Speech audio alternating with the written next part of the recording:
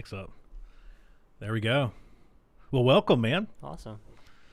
Glad Thanks, to have you here. For those of you that won't be seeing us, I'm joined once again by the awesome and the amazing my near and dear friend Ian Allison.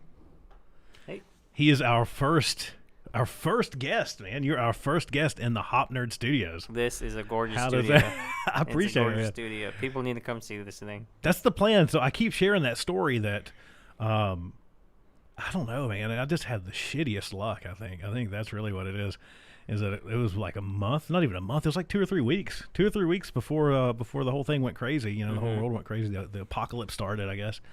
And we started tinkering here and kind of got into this place. And it's like, oh no, never mind. You can't see anybody for like 3 months now. Yeah.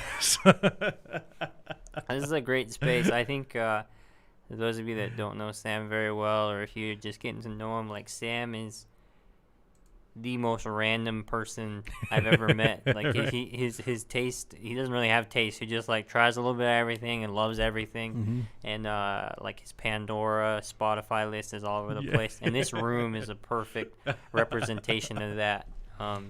You should, at some point you should get up your social media and just do a quick pan of everything you got in this table in this room. It is all over the place. You have a Nintendo 64 in here. You got a Mystery Machine band.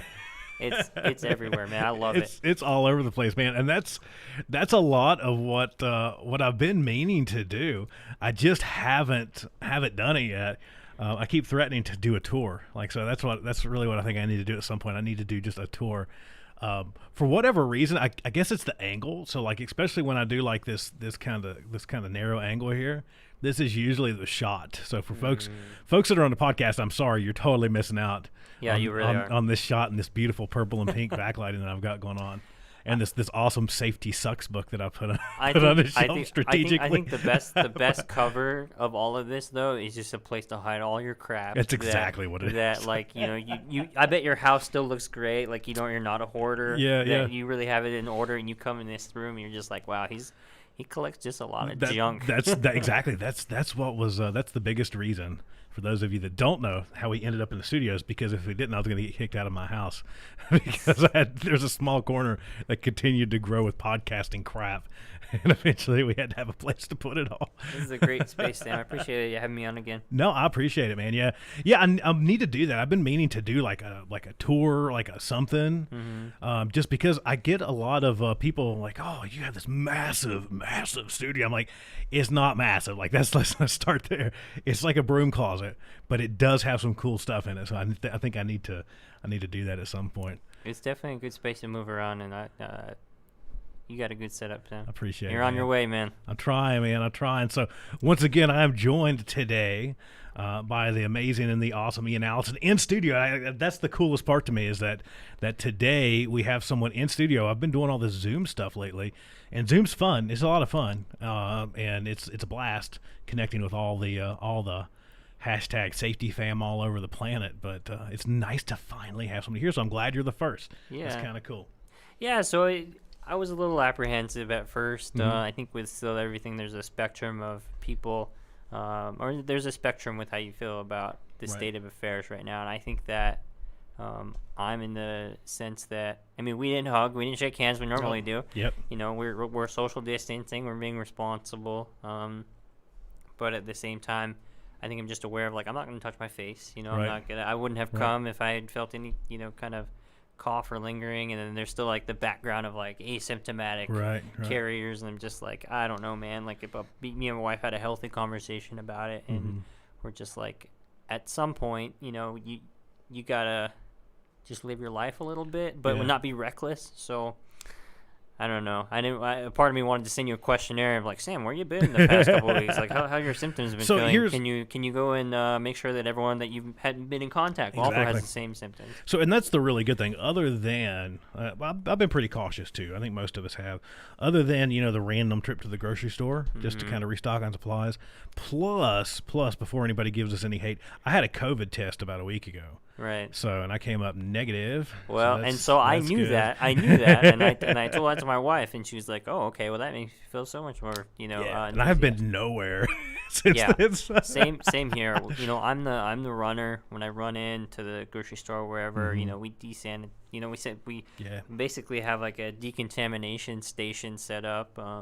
You know, basically almost disrobe everything that was from the outside, and I don't know how much of it is overkill or if it's enough or not enough. But you know, our state started to reopen, and I think a part of me is just like, well, I should be just a little bit more adventurous, maybe not adventurous, but just a little, you know, bend on my rules just a tad, while still sticking to what I feel is right. And I think that, you know, wearing a mask when I can, you know, when social distancing isn't possible, but just being responsible in as much as possible with my interactions. And I think this is, you know, we're not doing anything too crazy in here other than enjoying this great room, you know, just hanging out and gonna chat. Just trying to, I mean, and a part of it too is just that need to see someone. I think you're the first person. They're the first person I've seen in like 2.5 months, like in person.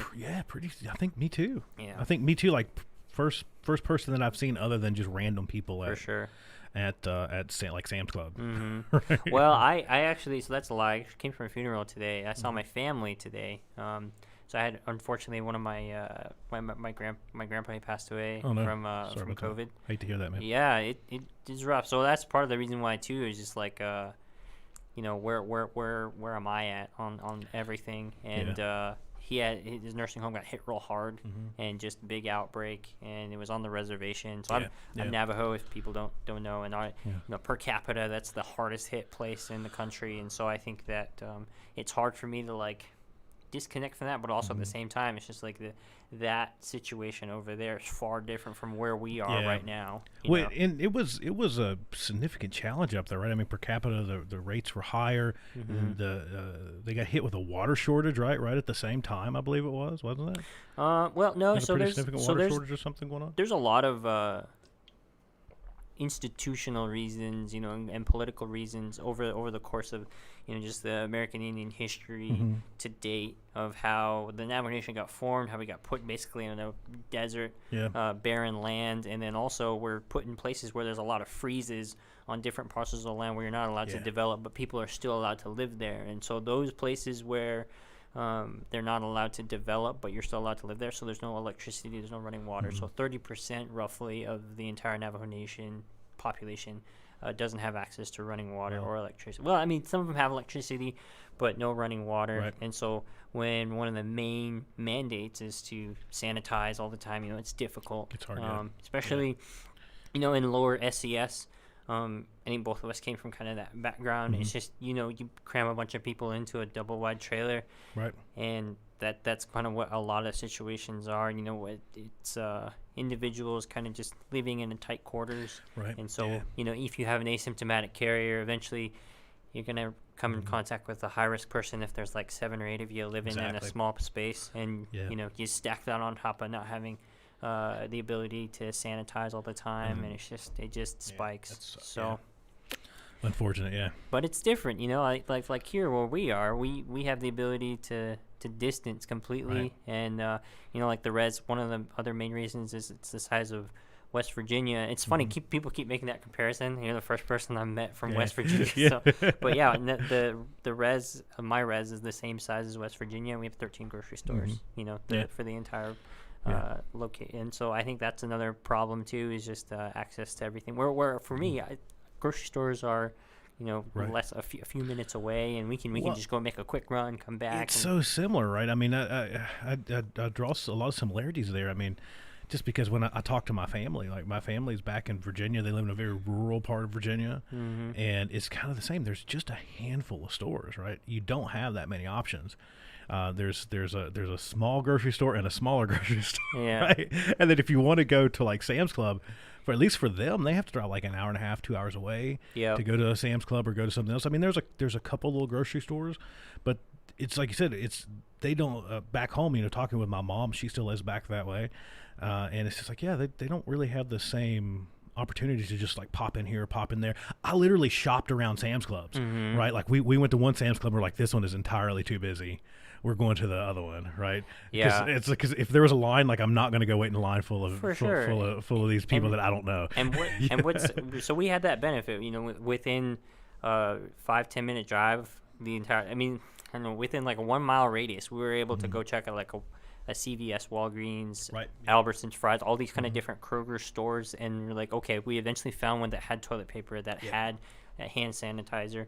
Whereas up in these more rural areas, like up in the res, like the border towns, they kind of get stripped of everything. And then so when you show up there, you're like, okay, I need toilet paper, I need hand sanitizer, I need, I can't believe you can't find hand soap, But if you can't find hand soap in that one grocery store, you're kind of screwed. Yeah.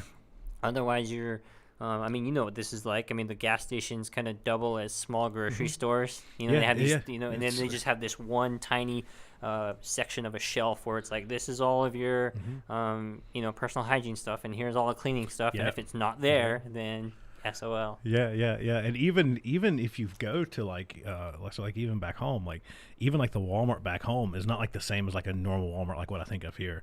It's like a smaller scaled down version of a Walmart too. Yeah. And it makes me even think of like, talking a little bit about Northern Arizona. It makes me, the Walmarts where I grew up at reminds me of like the Walmart in like Winslow, Arizona, right? It's like this isn't a real Walmart, and so you don't have quite the same stock as it seems like you have anywhere else. So yeah, you take those problems, and the problems that we have had down here are really nothing compared to some of the problems that have been faced in more rural areas, right? 100%. The rural areas are hit much harder because you have individuals flocking, and there's more desperation there. I mean, maybe not more, but I think there's definitely a tinge of it that's different because they're like, this is the only store we can go to. For us, I mean, it's like, this isn't, I can't get what I always get at my favorite store, so I'm inconvenienced, so I'm going to have to go to another one. Right. And there were, when this first started, you weren't able to find toilet paper. You weren't able to find, everyone had the list of things, chicken, eggs, bread was all gone. But then a few weeks later, once the supply chain kind of rebounded from that and better understood the demand, they were able to, stock the shelves. You could get a lot of the stuff that you weren't able to. But those rural communities, the supply chains might never rebound, at least until things really start catching up. And I think now that the grocery stores have been responsible and said you can only have one of these items, and then they open it up for certain hours for like high risk individuals. If you're over 60, you can come from these hours to these hours, to not make it so much of a free for all, and try to give some people the ability to take what they actually need. Right. So I it's been wild times, man. I mean, that's the only way I know how to say it. It's been wild times, right? I mean, it's been really interesting to see everything that's been kind of happening, the way the world has responded, the way organizations have responded, to see the way how shitty some organizations have responded and how great some other organizations have responded, and just to see kind of the way the world has kind of squirreled themselves away. I think it's something that's really interesting because, what is it today? Yeah, yesterday was Sunday, right? Today's Monday. Yeah, yesterday was Sunday. There we go.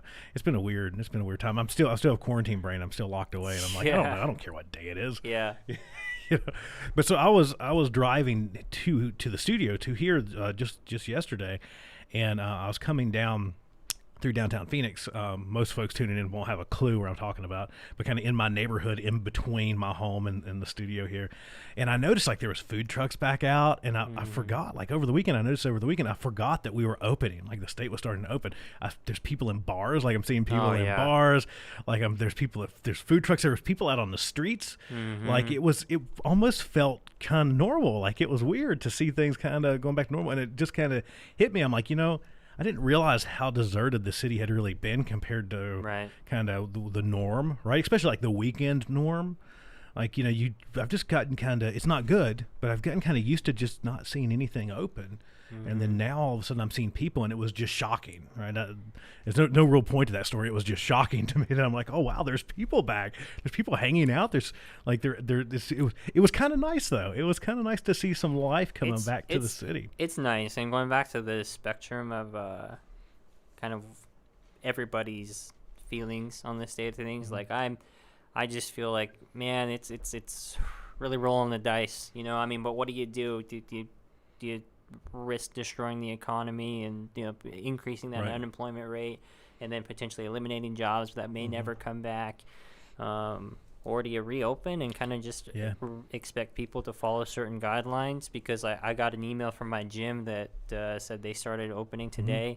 And I'm like, good for them. I'm not going to be there anytime soon. I'll still pay the membership, I'll still contribute, do my part, but as I'm you're not going to see me there for a while. And there's been some Some of it is sensationalized in the news, but some of the bars reopening, some of them are very responsible. You know, they highlight they're like, they had the duct tape lines on the road, and they're like, okay, we're still, promoting takeout primarily, but you can come and sit down, and they show their social distancing plans they have. They redesign the occupancy of the building, and then you see like another restaurant that's just like, hey man, go ham or go home, and they're just like all crammed in like sardines, just partying like like nothing ever happened. So I'm a little torn about everything reopening, but it definitely does feel like things are back to kind of normal in a way.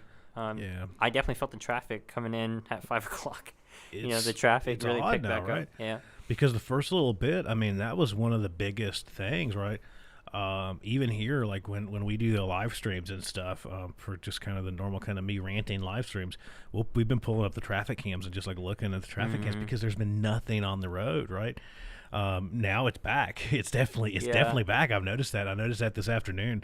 I spent some time here earlier, recording an interview for another podcast, and leaving. I left at like 6:30 or something, right? And I was like, oh my gosh, man, it's like normal Phoenix traffic. Of course, I don't have to go very far. That's one of the fortunate things I've kind of got going on. But it was still, it was back to that kind of normal kind of traffic. I'm with you. I'm kind of in the middle. I think at some point, I mean, there's risk in everything. I mean, we can dive into that risk conversation any day of the week, right? I mean, there's risk in everything. And at some point, that's kind of where I've been. I'm like, well, I don't know. How much longer does it actually make it worse to stay kind of hidden away for longer? Because it brings up the questions of this whole thoughts on herd immunities and all this other stuff. And are you actually damaging immune systems by keeping people squirreled away longer? Does that make more sense to do that and then risk maybe? There's definitely a lot of parallels in safety, because there's always a right thing to do, but there's maybe a way that you can reduce the risk to as low as possible, but you may also run the risk of not being able to do anything. Right. You corner yourself in this small. You pigeon yourself so much that you're just like, we can't get any work done. Yeah. So there's this fine balance. There's this one meme. I'm gonna butcher it, but this one quote of like, scientists all around the world are saying that COVID-19 is real. We need to take it serious. But this one guy at my high school, he says he sees through all the veils and he's got it all figured out. Who do I trust, guys? I mean, obviously trying to highlight that, scientists know more than the average Joe, just kind of fumbling through some Wikipedia pages and different forums. But I think there definitely is a medium, because despite what scientists may say and, subject matter experts, it still needs to be received, and people still need to process it. And just because they say it doesn't mean it's going to be followed exactly the way they want. And I wish it wasn't like that with something as serious as this. And we don't really know the full gravity of the situation, mortality rates and the way it's contracted. But there definitely is somewhere in the middle. And I think that it's even divisive to say something like that, where I'm definitely more on the conservative side on I mean, not conservative. That was the wrong term to use in this context. I think I'm definitely more on the side of like siding with science and what they have to say, even though it's not fully founded in, they're still trying to figure everything out. I feel more comfort and solace in knowing that. I think just from a safety standpoint of understanding that there is a certain level of protection that a mask gives you, even a cloth, cotton mask. There is a certain level of protection that it gives you. So I'm going to roll with that and kind of just, stick to my guns on that one. But at the same time, man, from the business standpoint, it's just like, how much can we take? I don't know. I don't envy anyone that has to be a decision maker in this time. Yeah, it's rough. And that's a lot of what I've noticed. And that's what a lot of what we've been trying to do is give as many kind of shout outs, to local businesses as we can, especially restaurants and stuff like that. I mean, 'cause so many things have gotten hit so hard. And that's really where a lot of the conversation goes is, I'm by no means, I'm stupid. Like Right. Yeah. I'm not a COVID-19 specialist. Let's just say that right Right. now. I'm an idiot. Right? I'll gladly say that I'm an idiot. I'm an idiot with opinion, so that's probably kind of dangerous. But I'm totally an idiot.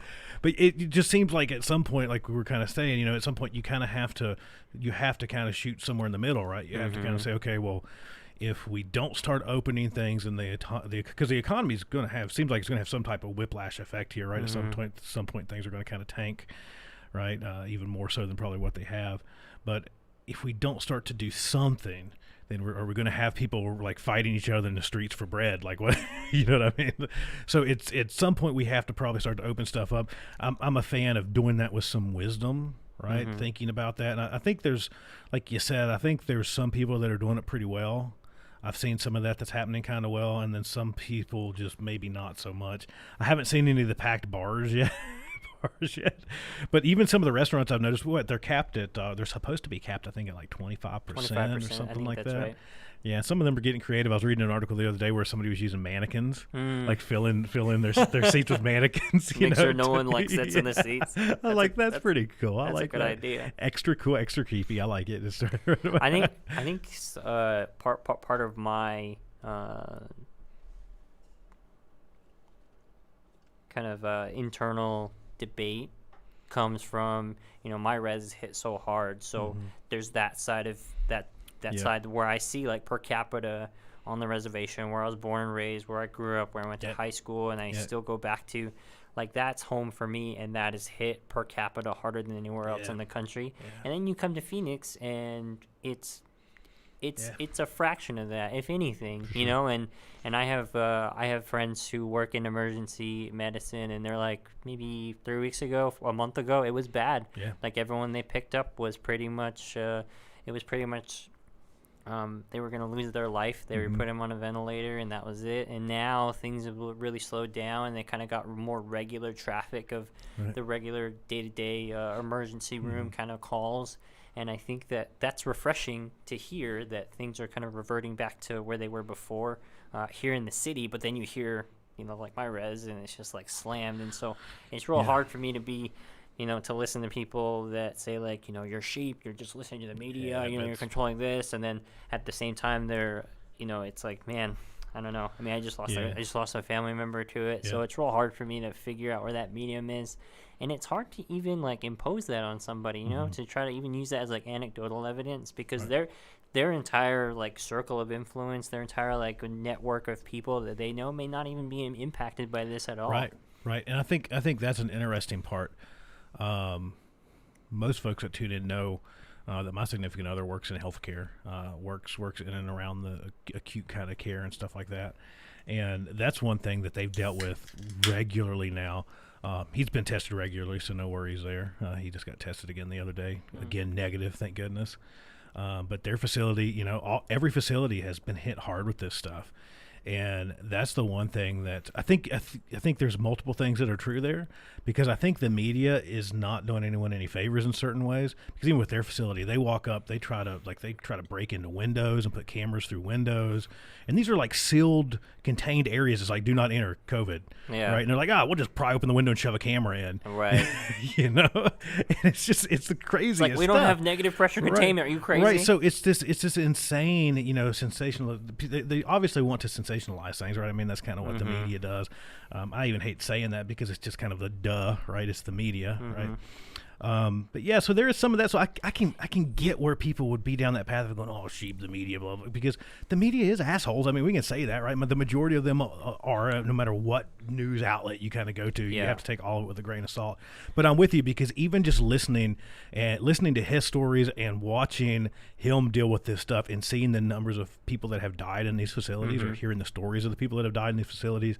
I won't get into too much detail, but I can just tell you that, I mean, it's been regularly kind of during the peak of this thing, whereas every night, like, he's coming home and he's calling family members going, listen, your so-and-so passed away last night, so-and-so passed away this morning. It's just a nonstop thing.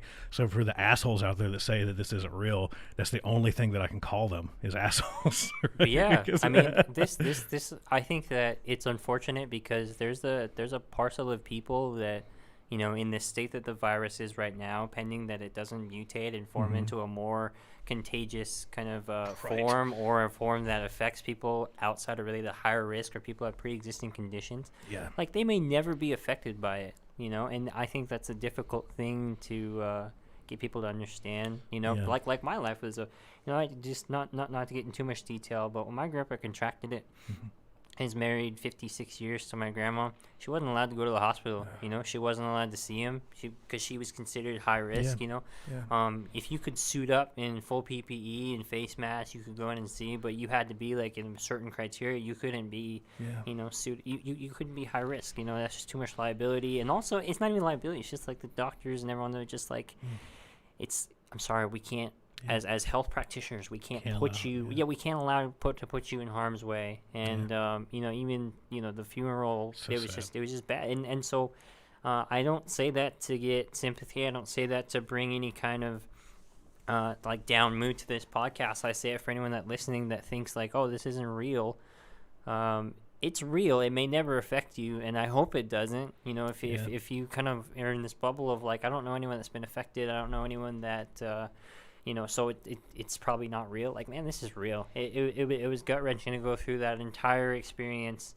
And, that entire, nursing home where my grandpa was, they have a number of families that were affected in the same manner as me. Yeah. And it's rough. And so to bring this back to, like, safety, this has been a good experience for me because, like this whole, not this particular, but my grandfather, but this whole COVID experience is good to see, like, parallels in safety, because you could have that one guy who has, like, amputation in their career, or that one person that has a fatality in their crew, or some serious incident, and they parade them around to try to get people to rally the message and say like, hey, this is real, this exposure is out there. And even that, you have somebody showing up with a button up sleeve in one arm and like, hey, make sure you're doing your secondary pass on your lockout tag out, make sure that you're doing your your peer checks, make sure that don't think like I can stick my hand there for just a second. Even if you have people standing right in front of you telling you don't do this, they're still going to do it. And I think this is definitely showing that as like true, even though you have people that are like, hey, my relatives have died, this is real, this is this, or celebrities saying I had, like Tom Hanks, I had COVID, it's real, it's out there, it's the worst sickness I ever had. Some people are still going to say yeah, just because there's that like human nature part of you that's just like, I'm not going to see it until I believe it, or until, and even then I still think that I can ride that boundary and be fine. I think it's really interesting, especially with all the kind of the crazy stuff that's been going on, especially as we went towards this whole kind of mindset of, okay, PPE, and then we kind of seen this big, massive PPE shortage. I know that we've seen it in the industry, right? I mean, there's like, holy crap. Can I just say it bothers me when people say PPEs? PPEs, there we go. PPE. You get people on the news be like, yo, there's a shortage of PPEs all over. Sorry, all the PPEs shortage. But yeah, so we noticed that there was a bunch of shortage around all this equipment, even, and obviously in healthcare, right? That was kind of a big thing. But there was this big need to go towards PPE, right? There's a big drive to go towards PPE. People really started to quickly forget that engineering controls work, right? I mean, that's one thing that I noticed. I found myself through this thing having this conversation so much. It's like, move towards engineering controls. Right. Move towards engineering controls. When the desire was to shift towards, I just need a mask. Just give me a mask. Just give me a mask. Right? I'm like, no. Can't we move towards stuff that actually works? Like, the hierarchy of control still works during a pandemic. 100%. Right? It's still there, right? And I keep ranting about this, but it still works. Just because it's a pandemic doesn't mean that PPE is magically more effective now, right? I mean, that's just one of my kind of Sam pissed off rants that I've been having over the past couple months. I think what's difficult too is individuals assuming how PPE should be donned. Yeah. And there's a video I saw on Instagram. I'm sure you've seen it maybe at some point.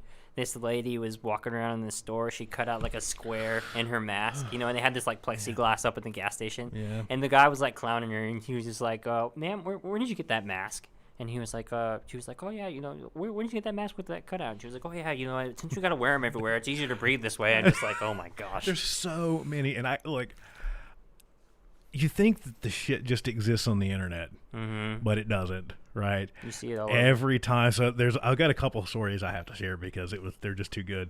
I was actually sitting in the parking lot. I was on the phone, right, waiting to go into Sam's Club, and like this gaggle of old ladies, and that's a cluster of old ladies. For those that don't understand, that's an actual term. Yep. A gaggle of old ladies came out of the store. They were together shopping. They were going to pile into the SUV. They were going to load everything up. They had on their masks. They had on their gloves. Everything was good.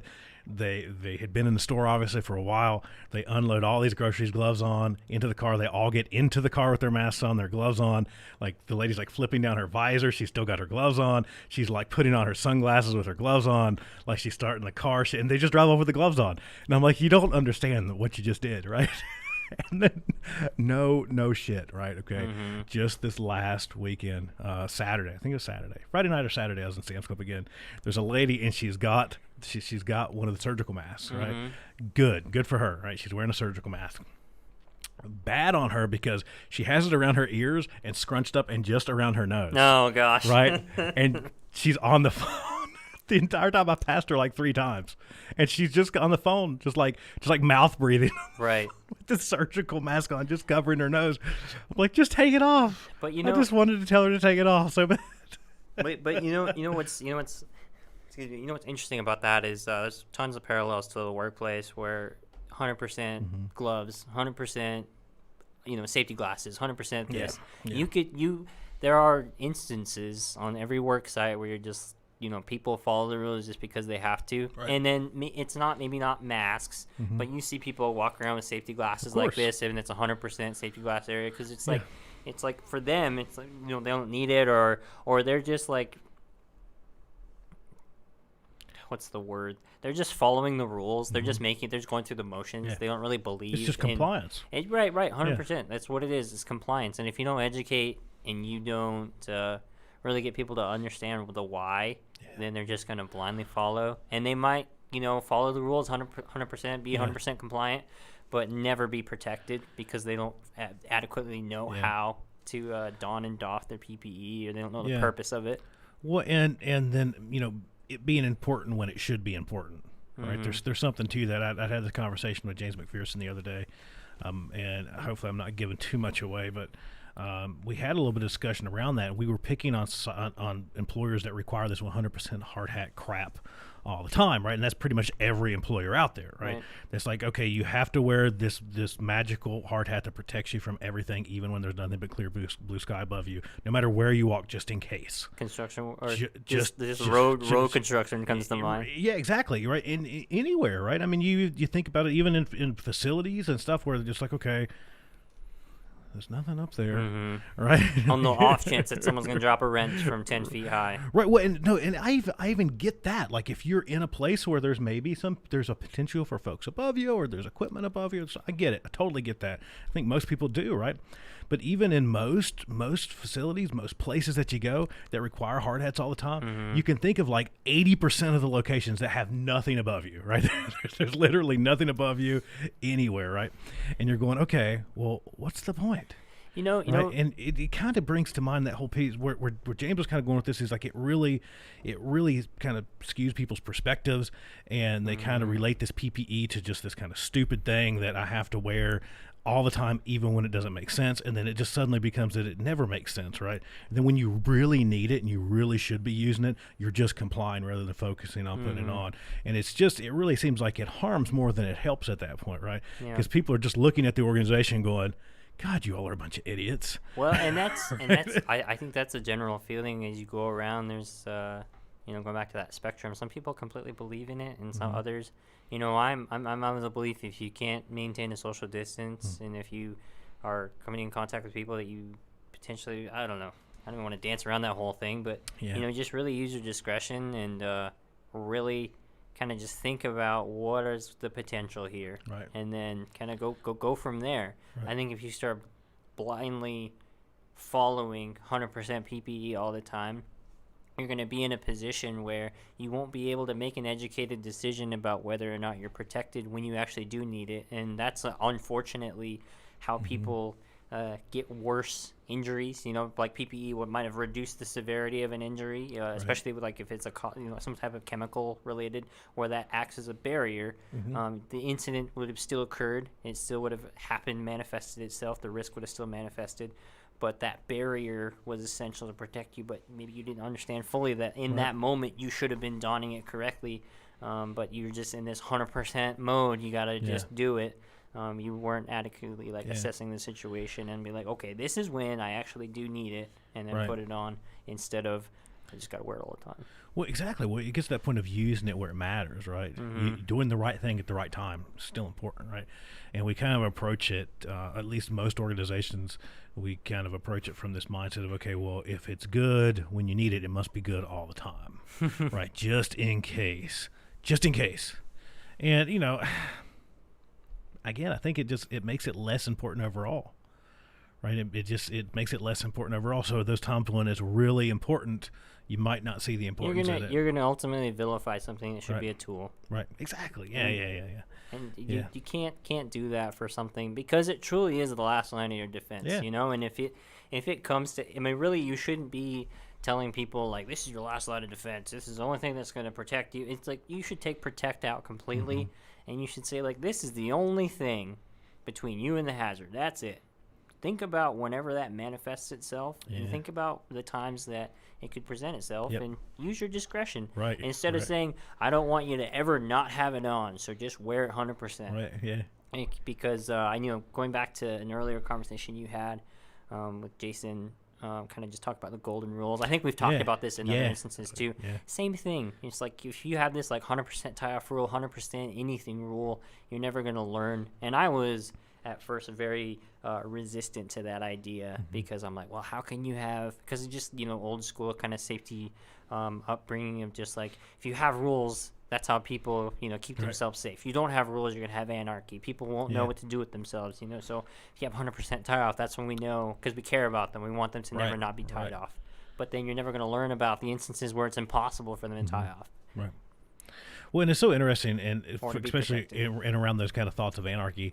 I always point people towards the Woolworth's experiment. For those folks that haven't looked at that, they should look at that, where they basically take those 3 different Woolworth stores, and this was something that Decker was involved in, and they basically have one where they basically eliminate. These are in the UK, all right? the These rules. This stores? is in Australia, I believe. Yeah. Australia, okay. And they basically eliminated all the rules out of one, and then they left one pretty much the same as a control, and then they had some stuff that they messed around with the third. There's 3 or 4 of them. It was just interesting to see. Right. It was interesting to see, because it happens exactly how we would understand that happen. They stripped away the 99% of the rules, and there wasn't anarchy. Right? And I'm not saying that's the answer. I'm not saying that stripping away all the rules is the answer, because I find that as I talk to most folks, they always kind of come back to the same thing, and it's not that we don't want rules, it's that we want the right rules.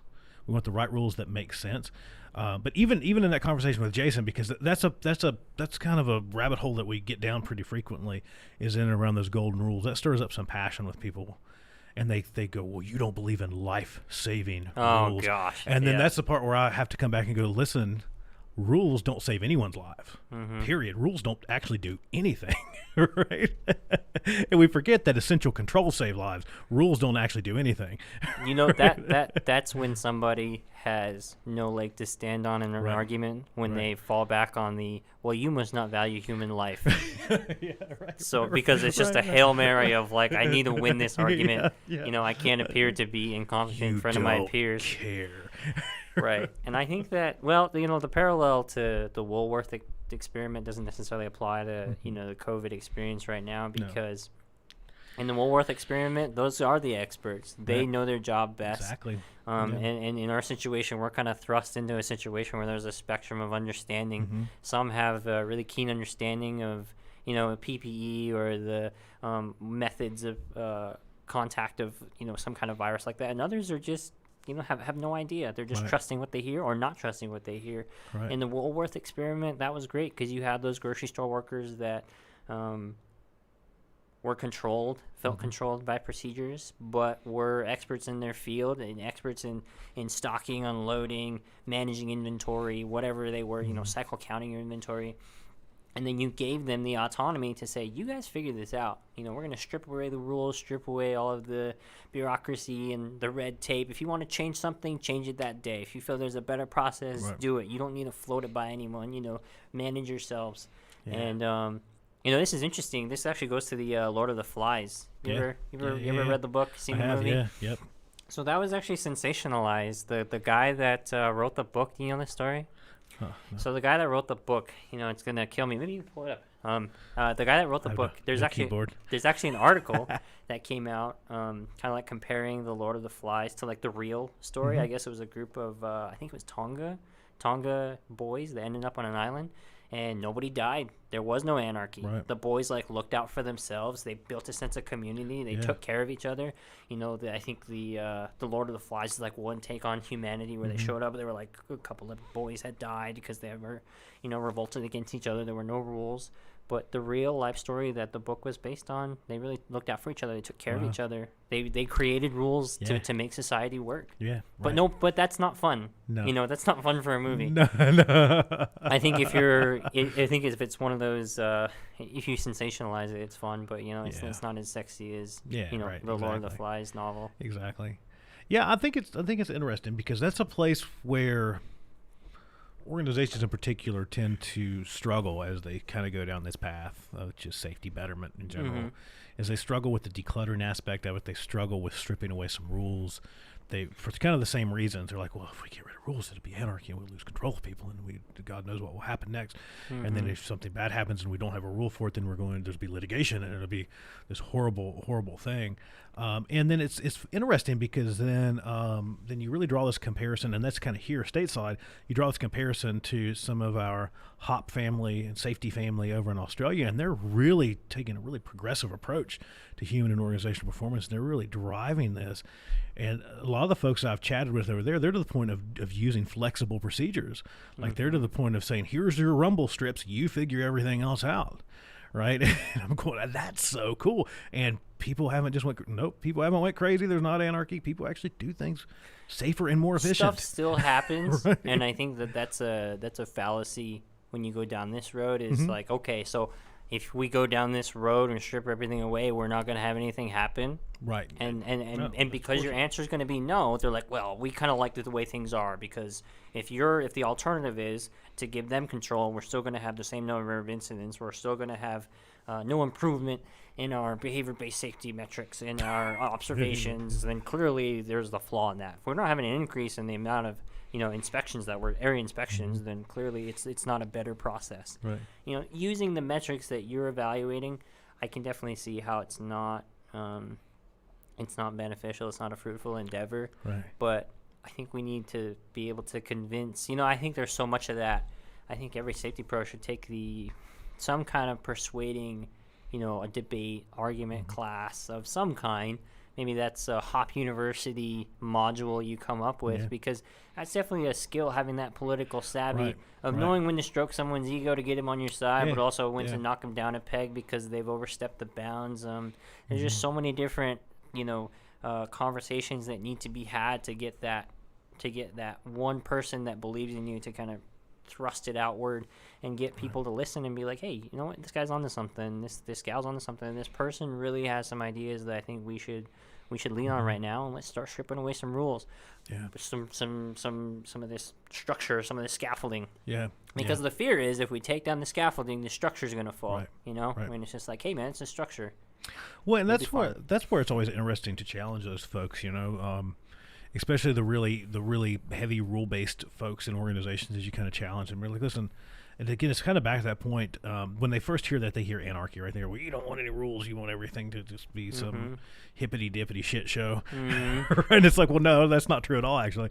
I like safety and efficiency. That's the two things.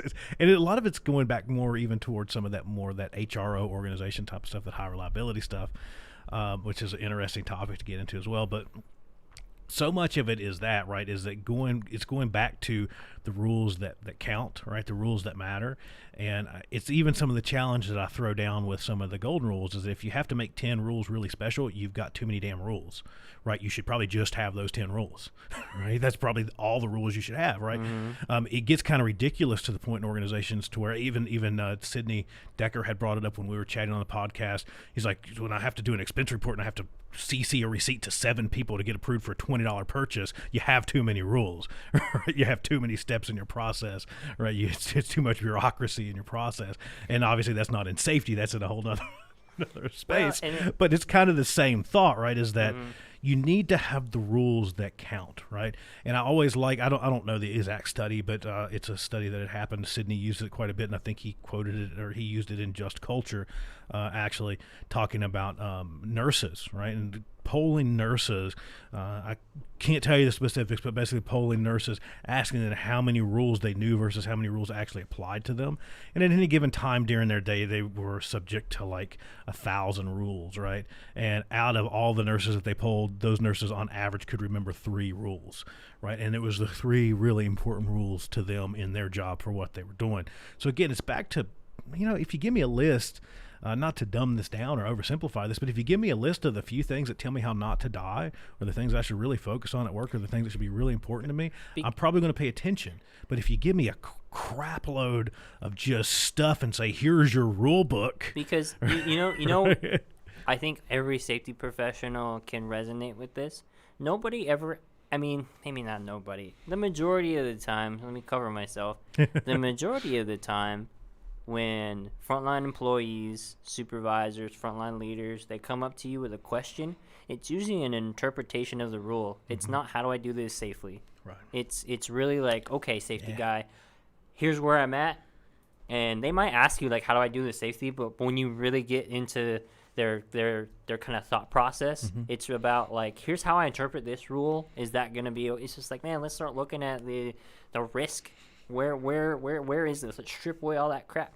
And so going to your, I don't want to call them golden rule, there's rules to live by, but just those They're special rules. What? Yeah. Well, and I think when it's special like that, and you strip everything else away, and you say these are the things you need to worry about, and don't add like extra emphasis. Don't put an exclamation point and then with a parentheses, will result in termination, will result in discipline, because you never learn. But have those 10 things that you really are grounded on, that you say, like, all right, these are because there's so much crap you worry about on your day to day when it comes to safety. Here's a laminated card of things you need to worry about. That's it. If you got questions about anything else, come talk to your safety guy. Come talk to your frontline leader. Because then I think you'll have some inquisitive people, because they're like, okay, this isn't covered by the 10 things. I'm not sure where they fit in here. Time out. Because when they stop work, it's genuinely because they're like, here's how I think I should approach this. What do you think? Yeah. And they might not even come to you. They might spitball it between just their crew, right? Which is really the best place for it, because they're going to have probably the best answer. Yeah. And I think that what you said is kind of has some rumble strips of like, you can't go completely crazy.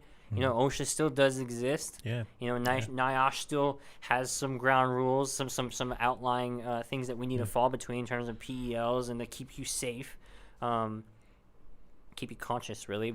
And then make sure there's no long-term or acute effects on this thing. So outside of that, you can kind of govern yourself. Right, and I think that's really interesting once you get into kind of the procedural aspect of it, because we've forgotten, right? The procedures are supposed to help us accomplish something, right? They're supposed to help us accomplish X, Y, Z. And I've even heard safety pros say, no, procedures are specifically designed to slow people down so they think more about it. I'm like, shut the fuck up. That's the only thing I can say at that point. If you try to create inefficiency through your procedures, you're just going to have people adapt and create efficiency around them, right? They're just going to find a way to go around them. You can't demand that people be inefficient for their own good to try to slow them down. So they try to use the P card procurement process that Decker was referencing. if it's that cumbersome for me to do something, I'm going to find any other way to do it. If I have to pay for it myself, and it's like I do that cost benefit of like, this is $50, should I pay for it? Should the company pay for it? How much time am I going to put into it reconciling this cost? You know what, here's my debit card, just swipe it. You know, or if there's another workaround, it's like, well, if you use a purchase order, there's only one approval that's needed instead of using your P card. Well, let's do that. Let's just create a blanket PO. And then you look at the procurement credit card process, you're like, look at these 100% approvals. We never miss this, we never miss that. And then you look at the PO side, and it's just a mess. You know? Right, and it's just exactly. We have to understand that, you know, again, these things should be helpful, right? They should be helpful. They should help us. They should be a means to an end, right? They should be a means to us accomplishing. We're going to find the path of least resistance. The work, right? They should help us accomplish the work, and that's where I really love these procedures that are flexible, right? Kind of flexible procedures, and some of the ways that I've seen them kind of applied. I really like to think of them. I know the highway example is probably overused. We're safety guys. We have to talk about cars at some point. Right. Right, it's kind of part of that's when we run out of stuff to talk about. We just talk about driving safely. But you know, when you have that procedure that has all that room, right? You have some lanes in there to adapt, right? You can kind of figure stuff out on your own. And here's some really high level stuff that you should probably pay attention to. But you can get a little creative and you can figure stuff out. And here are some rumble strips that kind of tell you when you're starting to get a little bit too far out. And maybe here are some more robust controls on the outside, like guardrails. You know, that if you do get a little too far out and you adapt maybe a little too hard to the left or to the right, you know, we still have something there that might be able to catch you beyond the rule, right? Maybe in more of a robust style of control or something, you know, based on the procedure that we're talking about, especially if it's something that's a little bit more intense. But, you know, you have all that room kind of in between. You have all that kind of room to actually come up with some stuff and figure out stuff. And I think that's cool because you allow kind of those experts to figure that stuff out, to adapt, to experiment, right? To figure out how things can work best rather than us. Because there's some general assumptions that we make, right? When we come up with the procedure, and I think one of the really big flawed ones is that when we come up with the procedure, we assume that there's only one right way to do things or one best way to do things, and that's just not true, right? That's just not a true statement. It might be the best in our opinions when we write it, but it's probably not, right? It's probably not going to be the one right way or the one best way to do things. Even with that, especially when it comes to vocational I shouldn't even say corner into that. Ultimately, most of these jobs that we're putting these procedures together for, they're a craft. You know, something that I've seen a lot is even when a design is put in place and people have like, well, over time, we've got to a point where we realized the designs are not met or received well by the front line because they're like, who the hell designed this? Right. So what we did was we got a foreman that you know does that type of work, and we got them in the room during the design process so they could have the input, so they could have, you know, the know-how in the room, so they could bring that perspective. So when we push these designs down to the front line, they can see like, hey, this is coming from one of you guys. This has had your input. And still, they're just like, what idiot did this? You know, and that foreman might be sitting there in that room. It's just like, I is the person that did that. But really, it's because ultimately it's a craft, and you need to have that wiggle room for people to exercise that craft and to be, you know, you can't put them in a box and say, hey, those, you know, that journeyman education and we're, you know, the amount of money that we pay you, we're paying you to think within that box. When really you gave them a vast toolbox of knowledge and utilizing their creativity and ability to collaborate on the fly and come up with solutions. You kind of take that away from them, and procedures unfortunately do that when you add too many. You know, it's a story I always hear every place I've worked. It always started with either like a card or a small like laminated book, and that thing just grows and grows to the point where it almost is like an act of legislation just to get a line item changed on it. And you can't even carry it around in your lapel pocket anymore. You can't even carry it in your back pocket anymore. That thing's grown to the point where it just sits in the bottom drawer of your toolbox, and you kind of just swap it out until the new version gets printed.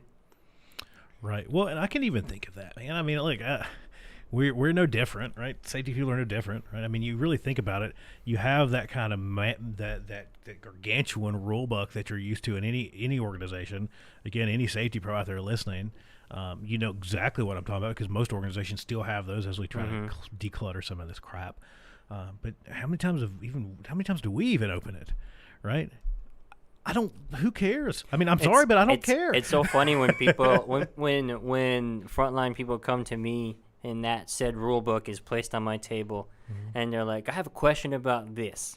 And first thing I do is go to the table of contents. I'm like, all right, where would that be? Or I go to the index, and you're like, you telling me a safety guy doesn't know this thing inside and out? And I'm just like, hey man, that should tell you the value of it. If I'm supposed to be the gatekeeper of this document and I don't even know my way around it, how do I expect a frontline employee to be the one that's like, hey, I know every single line and responsibility I have out of this book? Right, but that's the way that most organizations approach that, right? They really think that employees should. We even tell them that you should study this, you should read this and understand this. And most organizations will even say you're going to sign a piece of paper in it that says you read and understand this entire book, right? And then really what we use it as is we just go back and excavate through that post event and match up human error with rule violation and go, oh, here's where you this is why this happened. Keyword why. This is why this happened is because you missed this on page 106. Because if you would have read on page 106, this magic rule would have stopped this from happening. Imagine this teachings of Buddha book is the rule book, safety rule book. It's like we envision them reading like, thou shalt not stick my hand in that hole. And you're like, well, I don't really agree with that. And then they stick their hand in that hole. It's like we kind of envision that they did that thing. It's just like they might have not even known that rule was in there to begin with. Well, that's where I'm going at. So because you picked up the teachings of Buddha, I had to pick up the Tibetan Book of the Dead. And of course, this is about the size of probably most organizations' books, and that's why I picked it up. And it is 525 pages long. And they used to be, they started out this size at some point, right? And you could fit it in a little pillow pocket, even though it's kind of. Unfortunately, that's what we do, and I've seen so many people. It's so hard because you as a safety person think you're doing the right thing. You're pushing this. It feels like act of legislation sometimes to get these rule changes, and even when it comes from a good place, you're like, hey, this OSHA rule change came down, this revision came out, and this is how it's going to affect our workplace. And we feel like we crafted it in a way that's not going to affect your life too much, and we're going to reduce the amount of impact to your day to day. And they're like, I didn't even know that rule was there to begin with. Right. And I think it's so hard to have so many rules that people don't even know where they are, that they have to stop work, not because they don't know how to proceed, but because they don't know if they're covered. Right. And I think that's a terrible position to put your people that you pay, in some occupations, the most amount hourly.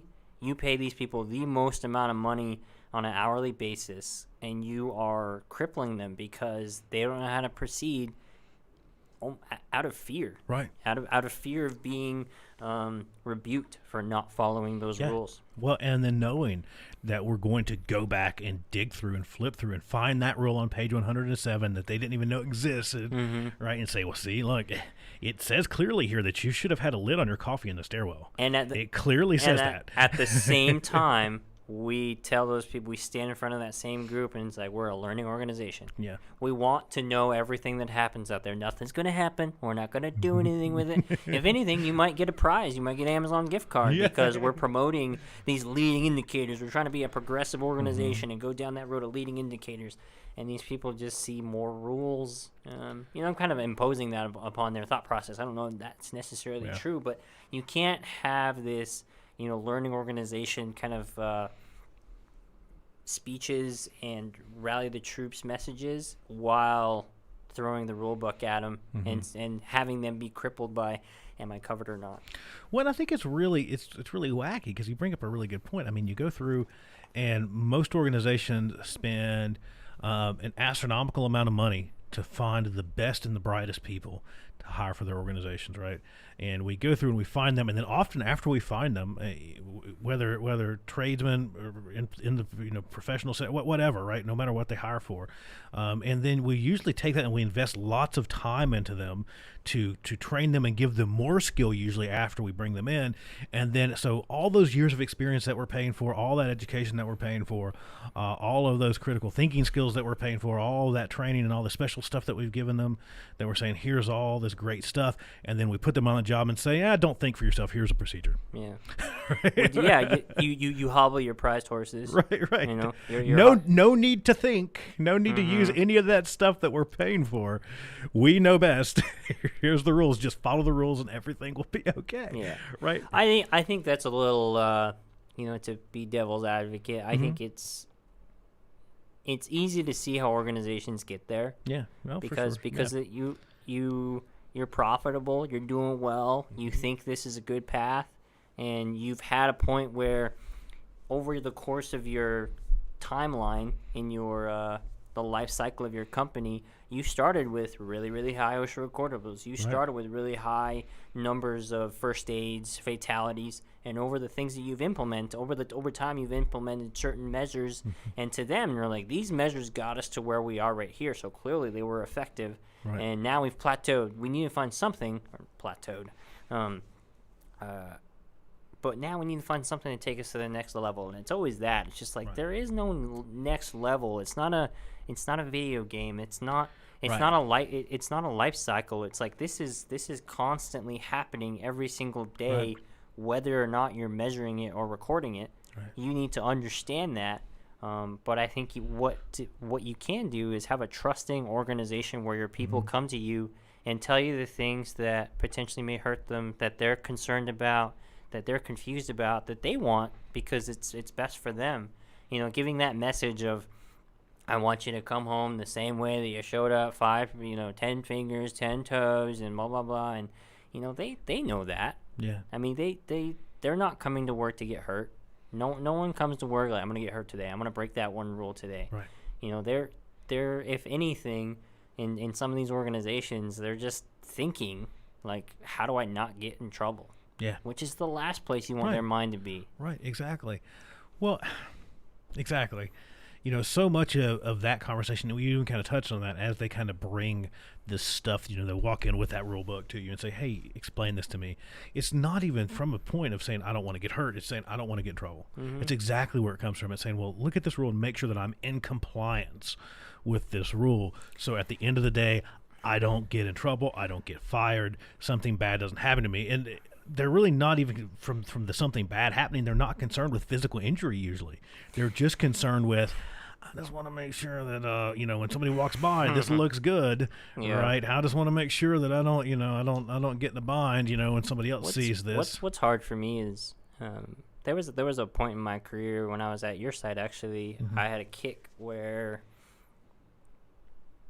I sat down with the plant manager and I was like, people need to know why these rules are in place. Yeah. And not because you're going to get in trouble. It's like people need to know the whys. So maybe that when they're walking out there, they can understand, like, hey, this isn't just there just to be there. Like, there's thought process. I mean, that whole, the OSHA mantra of, these rules are written in blood. Just like there's an incident or a series of incidents that occurred that resulted in serious injury or fatality or multiple fatalities that resulted in this particular rule being here. And I want to tell you why this particular rule is in here. Reference that event or reference the thought process. Try to get people to relate to how that particular thought process manifested that text onto paper. Yeah. And then it works for the serious stuff, like like what we're talking about, those 10 things of like, this is why when you're working at height, you need to be, have some kind of means of fall protection. And you're like, great. So why do we have to wear gloves 100%? And you're like, you're kind of like rally the troops message goes out the window because you don't have a good argument for that. Well, you don't have a leg to stand on because it's not founded by anything related to risk. Absolutely not. I mean, it's really back to that point of sticking with what's important. I think that's really an important thing is focusing and using what's important because at the end of the day, I mean, you're going, why, right? I mean, I catch myself asking that question all the time, right? And I'm going, that's dumb. Why? Right, and if I'm questioning it, the people that actually do real stuff, what's going, hard? That's dumb, right? What's hard too is when you try to push the message of like, we're a learning organization, we're not doing this to get you in trouble, we're doing this to try to make our culture better and promote a learning organization. Then you always have that one guy in the back of the room who's like, well, I got in trouble for doing this, for saying this way back when. it's real hard when that actually did occur, you know, and it's For not sure, it's yeah. not sensationalized. Like when you realize what you're up against, when you get those kind of comments, you're like, man, we as an organization really need to take a step back and think about where we are. Just because similar peer organizations are pushing this kind of message and say that they've seen success doesn't necessarily mean we need to do that. I think that's why that safety professional needs to be that individual that has their finger on the pulse of the organization. And really that's kind of what we should be, is that liaison between the front line, between the organization, between all levels of the organization, and being able to communicate and say, all right, let's break down barriers, let's set people up for success, however that looks. And you just be an advocate for everybody, you know, be advocate for management on down, front line on up. And I think that's the best thing that we can be. And I think in a perfect world, we are subject matter experts in a way that we know how to find resources. We know how to find an answer. Right. But unfortunately, in most of my interactions, like I said, with Frontline, it's not like, hey, Mr. CSP, give me this determination on this particular potentially hazardous situation. It's, you know, are you reading it the same way I'm reading it? You know, am I covered? Well, exactly. It's that. Am I covered? Am I going to get in trouble? And that's a really, it's just frustrating, right? And it kind of gets back to that point, you know, to continue to beat up on the rules, and I'll get off the rules in just a second, but we have so many rules in most organizations that if rules were going to stop us from killing people, we would have stopped freaking killing people already, right? Because we've got rules that cover everything, right? So continuing to rule people to death has not lowered fatalities. But it feels hasn't, good. right? It feels good. It feels like the right thing to do, and it's nice and easy, right? Because we'll go, and you know, most incident investigation methodologies drive us to that point anyways, right? Any root cause you do, 97% of the time is going to end up in SPAC, right? There's a procedure that didn't exist, or there's a procedure that was flawed, or someone didn't use the procedure. That's almost 100% of root cause analysis, right? It's going to almost always end up, well, SPAC, right? You know what I really like doing is using the root cause analysis template, like the form, and I would just do whatever, you know, and just, you know, like, you know, the taproot tree is supposed to go here, whatever. I'll add a fishbone graph there. I'll add a fishbone diagram there. You know, and they're like, well, this is where the root causes go, and I'm like, I won't even reference all the cause codes. You know, I'll put down what I think happened. You know, this is the organizational weakness. This here is latent organizational weakness. This is because nobody follows the procedures because they don't believe in them. And this is, and you know what's funny is when you do that, no one tells you ever of like, hey, you didn't follow the template, you didn't put the cause codes in there. You know, it starts a genuine conversation. So I think having some anarchy in a controlled fashion is important. I think finding those points to like slip in your message as much as possible, because I've never gotten pushback for saying things that have deviated from the process. I'm just presenting the message that I feel it should be presented. Unfortunately, I have to use their kind of, you know, picture frame, but I'm gonna paint the picture that I think that needs to be, is that, hey, the guys and gals out there, the people out there that actually do the work, they don't know the procedure because they don't believe in it, you know, and they see it as like a way to govern themselves, and that's it, and not even govern themselves. They see it as a way to be controlled, and some people will live by that, and others were just like pish posh. That's been there for however long. I've worked here for 20 years. I'm fine, so I'm gonna keep doing what I'm doing. I think, you know, I had on Mark Allison not too long ago, and Mark is just a world of knowledge. He runs his business is investigations differently, and he kind of goes down that path. We went down this path of talking about ICAM and root cause and kind of all this garbage. That's the only thing that I people know my feelings. I'll say garbage pretty quickly, and so much of that is it lacks exactly where you're talking about trying to go. Right? It's getting into the context. It's getting into the context and getting into the normal work that surrounded whatever you're looking at. Right? And so often we're just looking at the event itself. Right? We're looking at how this particular event transpired, when all the learning is actually back into the context. So at any time, even if you're using that stuff, and that's kind of to kind of share what you're saying there. Pro tip, right, is even if you're stuck in a world of root cause analysis, even if you're stuck in a world of ICAM, even if you're stuck in a world of Sologic root cause analysis or whatever you're using, you can still find a way to insert that context into those situations. You still need to examine the context that surrounded the event. You need to, and I think that the most encouraging thing that you can do is almost do 2 reports. Yeah. Because that's ultimately what I did as like a cover, and I didn't thankfully have to fall back on it. But anecdotally, I shouldn't say anecdote, that's the wrong word. But I had it in my back pocket, and later on that day, kind of like went and like the day I finished it, kind of like had some beers with a few coworkers, and showed them both, and the results were drastically different. You know, one side was we need to change the procedure, we need to retrain, we need to coach individuals, we need to reinforce expectations, and we need to have a method of verification that they understood the message, and we need to reinforce three-way communication, and we need to add more bureaucracy, basically, is what ultimately came down to, and make these people's lives more difficult. And then the other side was these rules, there's too many of them. And these people, and we didn't roll them out effectively. We just kept pushing out rules, and we didn't communicate effectively. Right. And we felt we were covered because we pushed out a line item on a procedure, and we're like, okay. And so now you guys know, don't do this. now you know this is forbidden. Yeah. And we felt that because it was on paper, we're good. And, you know, I think there was a lot of breakdowns that the other report showed. It's like, hey, we don't communicate effectively, even when we want to push something out that we feel is important, because otherwise the people that actually do the work that are supposed to be following these rules, they had no idea that this even existed. Right. You know, and then the one procedure that they need to be following, you know, they follow it loosely because it's like the size of, you know, it's like it's like the size of a technical reading. You know, it's like 30, 40, 50 pages with a bunch of appendices, and you know, even for a safety professional, it's painful to read. What makes you think that someone who's going to be turning the wrench is going to be looking at it and thinking, "Man, this is some good stuff." Yeah. Well, and that's the thing, right? I mean, in so many of these situations, as we kind of look at this stuff, we just totally avoid, at least most organizations, kind of traditional root cause analysis. We just totally avoid the context. It doesn't matter. Right, and I really love the way Mark put this. He's like, any other investigation, in criminal investigation, right? That's where Mark kind of came up. He's with Australian Federal Police. I hope I'm not butchering that. He came up in that actual real investigation and stuff, you know, and scientific investigation in general.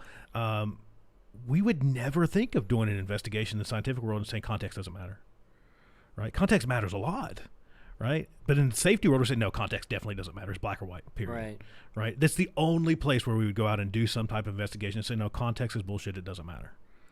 Yeah, it still does. Just because we have the magic word safety, it still matters. Right. And I hadn't thought about it from that point of view until Mark had kind of laid that out. And I'm like, that is so true. You know, in everything else we do, context is super important. But safety is this kind of magical special thing that context just does not matter to us in most organizations, especially post-event. It's black or white, right? So I thought that was a really, really, really interesting kind of take that he had there. Unfortunately, it's veiled with the, you know, that we care about you. We just want to do something prompt and quick that will prevent reoccurrence. Yeah. Well, you know, and it's just like, man, you can put. You could just might as well just send everybody home. Stop paying people. Shut the doors on the business. If that's what you want today, and that's the only way you're going to get that to happen. But well, I mean, even likelihood of reoccurrence. Right. Right. I mean, in the world that we live in nowadays, right, we're so good at prevention. And I hate to use the overused phrase of, you know, the low hanging fruit is gone, but it kind of sort of is. Right, there's not many things out there. You know, it's driven a lot from kind of this any way we try to paint. It's just going to be some poor linear example of how we can try to put how events happen on paper, right? But, you know, the Swiss cheese model, I mean, it really drives us kind of towards this, okay, we have to prevent recurrence because there's holes that lined up, and we have to prevent those holes from lining up, and how do we do that? But really, in all actuality, you know, if you see that, the better version of the Swiss cheese model, where everything's moving and shifting and going around, and then people can also just bypass the model completely and kind of all that stuff, in the world that we live in nowadays, the likelihood that the stars are going to align in the perfect just the perfect fashion that we're going to have that same event repeat anyways is pretty unlikely. It's like winning the lottery unlikely, right? It's just not going to happen, right? I mean, unless we've just got like a meat grinder hanging out there somewhere that somebody's going to rip their arm off in. Yeah. But most situations, right? Most situations, it's just, I would venture to say that we don't have 2 ankle sprains that are similar, right? So it's we go down that path and boy, if we don't do this and fix it now, then it's going to happen again, right? And it feels really good to do something though. It feels like, man, we really earned our paycheck today. We put that piece on the procedure. We made this institutional change where it's 100% this or 100% that. Feels good. And man, feels good. And when you walk around, you can see that people got their gloves on. People are always wearing hard hats. People are always doing measurable, right? It's measurable. Yep. People put those stickers we wanted up about, plan, do, check, act, whatever. They're everywhere. Look, we did something. But the truth is, you probably set back your organization more than anything. Unfortunately, I wish that wasn't true, because they probably just see it as like another thing from corporate or another thing that they do that's disconnected from their day to day. When the truth is, to get lasting change, you need to ask them what should we do? How do we proceed? And is there anything we can do? And then you kind of just, as management, take that and evaluate. You'll gladly make decisions that are multi-million dollars, but when it comes to safety, we're just like, you can't get hurt. There's no level of risk that's acceptable. Right. It's just like, man, these guys are teetering the line. These guys, gals, people, they're looking at risk head on every single day. They're just damn good at their job. They know how to protect themselves. But if you hobble them, that's probably going to get them more likely hurt than anything. Because they're not going to be, it's kind of like athletes, they're not going to react. They're going to spend too much time thinking, and they're going to, they're going to miss something. Exactly. Yeah, exactly. I think it's you and I were chatting a little bit about this, with some of my favorite piece from getting to chat with Sidney Decker was this. It's kind of back to that pee your pants management. We feel the need to do something. Right? We have to do something now. And I love where Sydney took this though, is that, we start there with this need, okay, I gotta pee. My pants just seem like the best place to do it. I'll feel great after it's done. It's kind of this immediate release. It's going to feel awesome. And then quickly it's going to be followed by, okay, I smell like piss and I'm wet and it's awful, right? And I actually did more damage than I ever did good by pissing in my pants, right? So a lot of that message is to slow down and stop for a second, and understand that, real leaders distinguish themselves, and this is kind of where he went with that, by not just rushing into these decisions and just responding, but by slowing down and being thoughtful and thinking this stuff through and understanding that, maybe the answer is to not do anything sometimes. Maybe there's not a corrective action for everything. Maybe we shouldn't try to prevent reoccurrence on everything, because again, back to the point that reoccurrence isn't always something we should be focused on, right? Again, you got a meat grinder hanging out there that people are lobbing their arms off in, then probably you might want to put a guard over that thing. How about let's talk about reduced severity before likelihood of reoccurrence. Right, exactly. It's like, hey, if this happens again, we don't want it to lop somebody's arm off or kill somebody. Is there a way to reduce the potential of this? Or eliminate, because then you go back to that hazard control hierarchy. We go straight to elimination when it comes to reaction. Can we eliminate it? Nope. Well, then we need to go straight to an administrative control, and then we need to do PPE. Right. Well, and there's a couple of things that happen there, though, because I'm with you. I think that if you look at it and you go, okay, if we could get the same result or the same kind of failure from anything else out there, right? Again, instead of trying to focus these corrective actions into preventing this specific event, just kind of focus on general betterment or general reduction of severity and go, okay, is there anything else out there that could result in something similar? Or is there anything else out there that we might want to think about in this same kind of thing? And it's to this point that when you go through this kind of exercise, and this is where I really become a proponent for operational learning, when you kind of go through this exercise of doing a learning team or something similar post-event, you might not come out with these traditional corrective actions where you just, okay, we know for sure this will never happen again, right? But you usually come out with making things better, right? In some form, fashion, or another, right? And it might be through reducing severity, or it might just be making the job less shitty, right? Yeah. So, or it could be, I don't know. I think I go to severity because I used to be all about, likelihood and severity, multiply those things together, there's your risk. And I used to really live by those and think that you can reduce the likelihood of reoccurrence. You can, in some instances, I think you can, but going back to what you were saying, I think the organization or society has progressed to a point where even though I think we progress to the point where the bottom is not as far as we think. And it goes back to what you're saying, that low-hanging fruit, there's still going to be pockets. There's still going to be organizations that are going to, people can point to and say, like, hey, they didn't have 100% gloves. They reduced their OSHAs by, X amount of percent, and it was significant. It mattered. Before that, they were just kind of no PPE. They weren't following the rules. It's like, okay, those still exist. But the bottom isn't as far as it used to be. Right. And people always mention it. It's like, we're still killing the same amount of people. So are we really getting better? It's like the ass end of it. The bottom is has improved for sure. Right. I think when we fall back as we regress as a culture, we're not going to fall back as we could have before. But that regression, that's all you're doing by putting all these rules in place. You're not allowing your organization to mature and take on a life of its own and find a way that makes safety engaging, and that's what it should be. It should be an engagement tool of like how do I make my job, how can I do my job effectively. That's really what it should be. It shouldn't because ultimately when you hear safety, it's like it's barriers. Well, it's restrictions. Exactly. Well, it's even kind of what we're talking about. I've heard that come out of the mouth of safety professionals. That, this we designed this tool to purposely slow people down. I'm like, stop. So I think a lot of safety people that can, maybe safety people listening, something that should tell you maybe I'm on the wrong track is if you're like going guards crazy across your organization, you're going barriers like crazy across the organization. If you call the manufacturer and they're like, we actually don't make that kind of guard for that, chances are you're not the one person that has stumbled across this one section that's like, oh my gosh, am I on to something? Did I have a stroke of genius? Am I the only person in the entire organization, the entire industry that sees this risk? Chances are you are probably overguarding. You're probably taking a step that may or may not be necessary, and you really need to start thinking about that, because the company will gladly pay, take your money to make a guard. They'll make a guard. But when they start asking, like, we don't actually make a guard for that, can you send us a drawing? Because we don't actually make that right now. You should really start questioning, like, am I doing the right thing?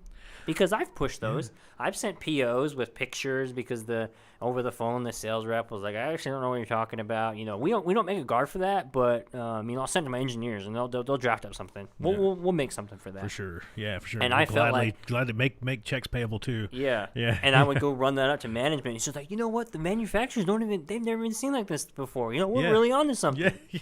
Well, and so I had this conversation just the other day for on a podcast, was that we were talking about us, right, and we were picking on safety people, and it was for a podcast for the UK, and UK is very compliance based, just as we are, right? Even more so than we are, I would assume, but pretty compliance based, right? We have a lot of similarities with the UK.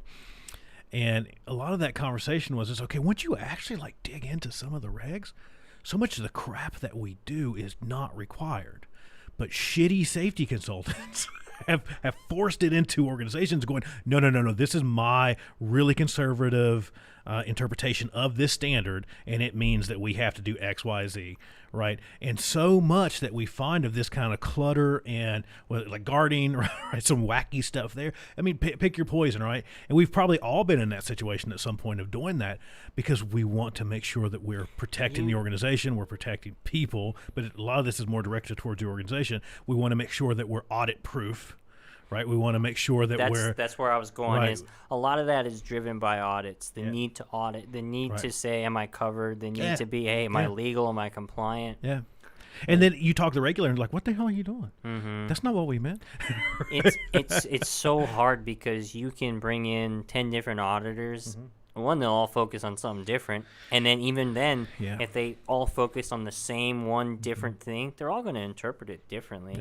And it's so hard for organizations to even trust auditors, because it's just that, like, this one person will look at, a new interpretation of a standard, like, what was I thinking of? So, like, when the new reg came out about, like, swing gates, like, that was There's swing gates all over the place. Those companies made millions, maybe not millions, but they definitely made. I'm sure they definitely made hand and fist, thousands of dollars in making, gates because one auditor, one regulator went and did this, and then friends started calling friends, peers started talking to each other, and you're like, man, we gotta put, safety. We gotta put safety gates up everywhere. We gotta put these self-closing gates all over the place. Yeah. To the point where you look at buildings that have one access stair to go to the top of the building, and there's a gate on there, but there's no guardrail over the entire top of the building, but there's one gate right. Well, yeah, there's one self-closing gate. It's like, hey, we're compliant. Just in case you step backwards in that one spot. Yeah. Then that's a stroke of luck. You potentially saved your life and limb just because you stepped in that one place, but the rest. If you don't put that gate there, you just don't care. That's what you're saying. Is right. You're just saying you don't care. I think you could definitely say, well, that's just because they don't have good safety people. That's because they don't have this. It's like, hey, man, if you're in that position as a safety guy, safety gal person, we've all been there where it's just you don't have a choice. Yeah. If management sees that and they're like, I don't want a repeat finding. I don't want this to go to my higher up. I don't want this to, I don't want to have to be dinged on this again. And if paying this $20, $50 extra is gonna cover me down the road, that's money well invested. Right. Well, it just gets to where it's kind of back to the same thing around PPE. We overdo it, right? We overdo it. We make it so important that it's not important anymore. Because you hear people say that all the time. It's just like, how much does a pair of gloves cost? How much does a trip to the hospital cost? I'll gladly pay that every day, all day. Right, they can take it home and use it. I hope they take it home and use it. And it's just like, man, like we're focusing on the wrong thing. Yeah. But you know what's funny is when they take it home and use it, they're probably using it for something they actually need. Right. Exactly. They're not just gonna wear it all day. You think about it when because most employers are kind of, I won't say most, let's just say decent employers are they're like, yeah, take your PPE home, right? I think most see the value in that. But it's funny because you do take it home and then you're like, okay, I use it when I actually need it. We should apply that same logic at work just to allow people to have some of that autonomy to make that decision of, okay, this is glove worthy, this isn't. You know what's funny is we use the backwards logic. We're like, the same thing you do at work is the same principle you should apply at home. You need to be thinking about all the hazards when you're working at home because those hazards don't leave. They don't leave once you leave those gates. Hazards are everywhere. But at the same time, we'll never say like, oh, by the way, 100% tie off, 100% gloves at home. I'm totally tied off at home, and I'm standing on my kitchen table changing the light bulb above it. I promise. Yeah, right? I mean, you have to have that ability to assess the situation and trust your employees because you pride your chances are. Every organization prides themselves on their ability to hire people or the ability to hire people, bring them in and train them and get them acclimated to a standard that they feel represents their organization. But then we put those, we hobble our prize horses, we hobble our best people. And, ultimately we lose those individuals. We lose them in the sense that maybe they would have become a large leader in the company, maybe a higher up. Maybe they would have become a director, VP, superintendent. But because they had so much bureaucracy around them, they were like, I'm just going to show up, get my paycheck. Yep. They're not engaged because their opinions don't matter. Yeah, of course. Or to them anyway. They're like, hey, when I propose these safety recommendations, when I propose these improvements, what I thought were improvements, it was met with animosity. It was met with, I can't do that. It was met with, there's too much red tape. Yeah. And maybe that kills their voice and they don't ascend to the way they do. Yeah. Or worse, they go to another company and then ascend there. And then your company now has a reputation of that individual takes with them. Well, especially when you think about those people that usually excel in those situations, right? When you think about that type of person, it's usually not if you tell that type of person, don't think just follow the rules. They're going to be like, up yours, I'm out of here, right? Yeah. Because it's usually not that type of person, right? Yeah. They create, they adapt. That's all the kind of stuff that they've got going on, and most of our organizations hinder that, right? It's kind of back to what you're saying. We really hinder that ability for people to get creative. We hinder that ability for people to experiment and create betterment. Right, that's the bad part about that. Is we're saying really when we confine them to this stuff, and we say no, just operate inside of this box, inside of these really rigid rules. We're just saying this is good enough. Yeah, and right? that's where we really, we really need to understand that safety is a holistic occupation. It's a holistic thing where there's facets of organizational behavior, individual psychology, workplace psychology that we need to account for. And, this borders into the HR part of it. Of like, you went through this part of like hiring these star individuals. Yeah. Do you even look at how we treat them afterwards? And then we look at our exit interviews and we focus on like, hey, they said they felt like they couldn't enact change, or they feel like whatever questions they have for them, and then we just kind of circle back and like, okay, well, do with it what you will, but I think we're doing pretty good. Right. There's so much integration that needs to happen with safety, whether it's in legal, HR, and unfortunately, we've seen this in our careers. We talk about it a lot. It's just like when you talk about interfacing with HR or intertwining your initiatives with HR or legal or health services or the health side of it. It's just like, no, there's a barrier between you guys, and it needs to stay that way because that's the way we're covered. Right. You can't go meddling. We can't risk cross-contamination because we might reduce our compliance. Right. Well, and it's a lot of that is the fact. I think we just lose focus on the betterment aspect of stuff, right? I mean, that's where I keep having this conversation over and over and over. I had it earlier today. I had it the day before. I've had it like every day for like a month now. Is that so much of where I'm going, and I kind of pigeonhole myself with kind of the whole marketing around the podcast. It is the hop nerd, right? But so much of where I find myself having this conversation is just around general betterment, right? Making the world a better place to work.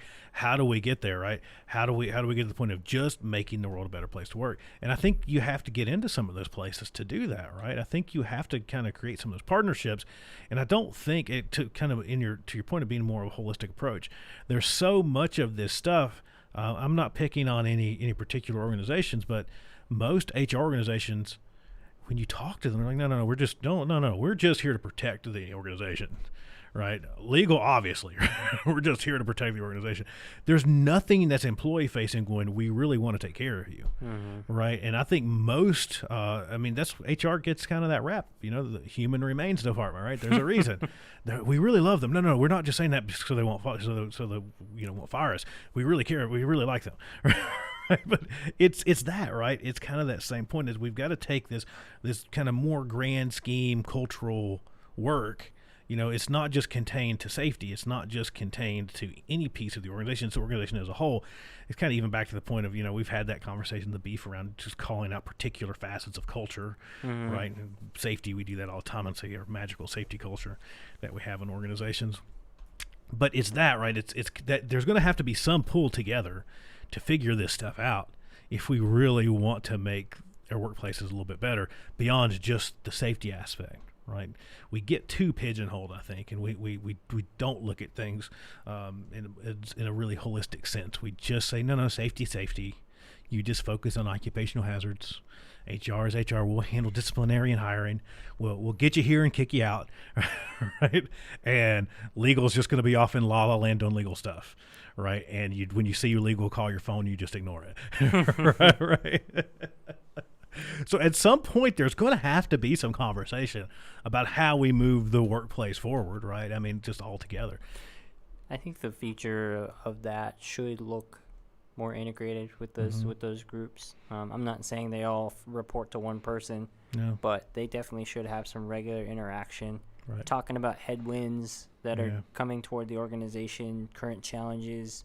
Kind of just having almost like a summit of like here's the state of things, and here's how I think we could how our collaboration or separation of things could really improve the organization, because sometimes there is the need for collaboration and you feel that could make it better, but other times just like, hey, HR, legal, health services, like just butt out. Yeah. Just let us take this, because I feel like we could get more accomplished if we just run with it.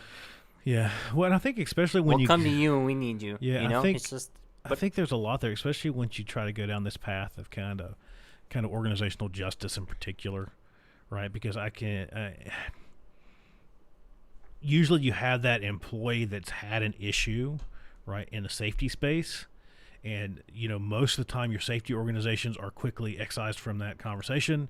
It's punted to HR. HR takes that rule book that we're just talking about, that's 500 some pages. They scour it and they find where they violated a rule. That goes on a disciplinary action letter with zero context because they broke the rule. That's all HR cares about. They clearly violated it. We made our magical HR determination. You're gone, right? There's got to be something change in that process, right? Because HR has no freaking clue what they're talking about when they when they go through and scour the magical rule book and find the rule that somebody broke, other than the fact that somebody just broke a rule. And safety is super special, so that's definitely something that we can't apply any context to. So I think there's something that has to happen there. I don't know. I'm not going to sit here and ponder as to what that should be. I've got some ideas in and around, the way that we seek retribution versus a more restorative approach, but something's got to change in that world, right? And I think you have to kind of bring HR into that fold of doing things a little differently, right? I mean, you can't be at odds with those folks. You can't be at odds with legal, especially if you're trying to create this cultural betterment in your organization or go down a different path. And I'm picking on HR a little bit. Most of the HR folks that I know personally throughout the world, right? When I share with them, or as I've shared with them stuff around just culture or restorative justice or kind of HOP or stuff, they're going, holy crap, this would be amazing. We should totally go down that path. It's just they've never had that option in the past. Most of those folks are people-centric as we are, right? That's how they found themselves in those situations. But they find their profession kind of bastardized as ours has been into just being someone with a stick and some paper and going, you're in trouble now. Yeah. Here's your paper and here's the stick, right? Well, and I think that calculated risk taking in your office environment is the best thing you can do, is kind of doing like for example, like taking that root cause analysis scaffold and just saying, I'm going to use it as a veil, but I'm going to conduct a real investigation. Right. Because no one's going to add, right. No one's going to pry. No one is going to come and check on me and say, hey, are you doing it the way that we trained you to do it? They're just going to say, is it still going to be on my desk by this day? Is it done? Yeah, is it done? And do we have corrective actions? Mm-hmm. Because the thing that frustrates me most about everything is just like they just care about the results. Yeah. It's very seldom that I've gone through an investigation where usually they're like, everyone read it, right? All right, let's go to the end. Let's look at the corrective actions. That's always what happens in every organization. Right. Because that's what the meeting really is about, is like, let's talk about what we're going to do moving forward. Mm-hmm.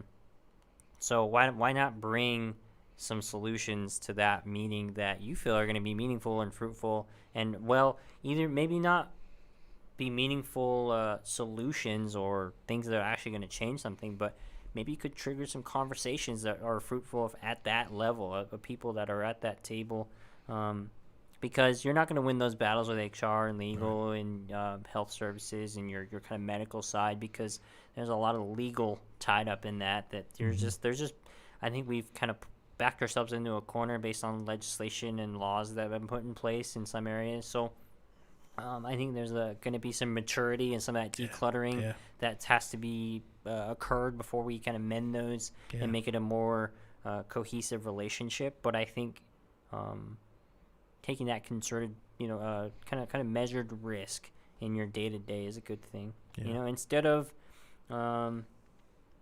reporting a good catch or a close call, or adding a number to that leading indicator pile, go ask the people, like, hey, I observed this, what do y'all think, what's your opinion? And instead of reporting it, run that idea back up the chain, because you wouldn't have got the thought process is, we get enough leading indicators in this certain area, then we have a trend, and then we can go down there, and then we can start attacking that trend, instead of going to the person that does the job and saying, hey, you got any improvements? Well, and I think you got any way to make your life suck a little less? You and I had even had this conversation, I think, not too long ago, right? We focus, in most organizations, we get in this place to where we aggressively focus on the wrong things, right? And I think trending, in particular observational data, is one of those things where we aggressively focus on the wrong things. We take some shitty bubble card or some shitty process, and we let that dictate where we spend millions of dollars, right? Stupid. Where else do we do that in organizations? right? Where we take a system that has crappy data in, crappy data out, and we let that determine our investments in our organizations. I think that's kind of ridiculous, right? Number one, but a big beef with that is that you take all of this stuff, like we're going out, and so much of it's not real. Some of the vast majority of it's just fluff, because people have a quota to meet. People need to show that they're doing this stuff, whatever, right? However the organization has it manifest. But we go out and we fill in all this junk and we throw it into a system. We strip it completely of context, back to context being super important. We throw it all together because for some reason, when we put all this fake information together and we get that blip on a trend chart, that makes it super duper important. Now we have to focus on it, right? Because we had 1 point here and 1 point here, and it went up just a little bit. That's a trend. Right? And now people are terrible at glove use. So now we're going to mandate that people wear gloves all the time. You know what we got to do? We got to send a communication next month to let people know, right. Hey, we noticed that uptick happened, and right. We noticed that. We're watching. We're putting up banners. We're going to surveil you harder. We're going to have blitzes around these observations in which people are going to go out and do more. So we're going to skew the data that much more. So we're going to take the shit data and make it more shit, because we're going to force people to look at one particular thing, right? So it's going to get even worse, even more off kilter than it already is.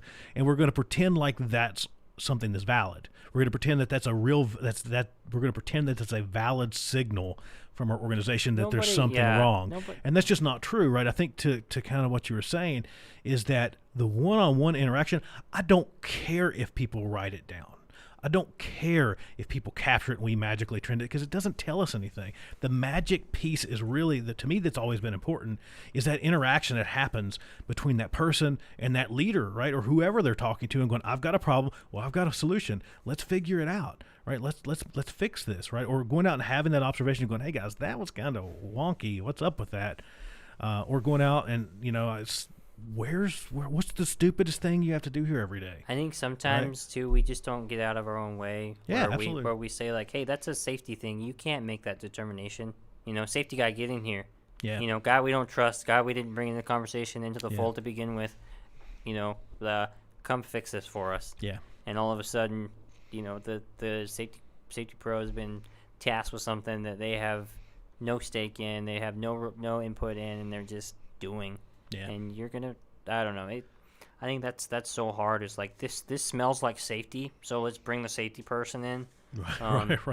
When the truth is, it's like, hey, where do we need that safety person to leverage our success, to remove barriers if possible, to really be that advocate for us, to get this, to be that champion, to help this particular idea be manifested, be put into place. I think we don't do that enough, and I think it's such a detriment that all of the experiences that we've had as safety pros, and the education that we go through, whether it's experience in the classroom, combination of both, will really just become like, hey, are you reading this the same way I'm reading it? Yeah. And I think that a part of my career, I definitely lost the love for safety, because it just became so much of that, and I just was like, it's got to be something else. Now I've taken time away from safety. I miss it so much, but I think a lot of it is just that burnout of like, am I really actually making things better? Am I actually coming to work and doing something?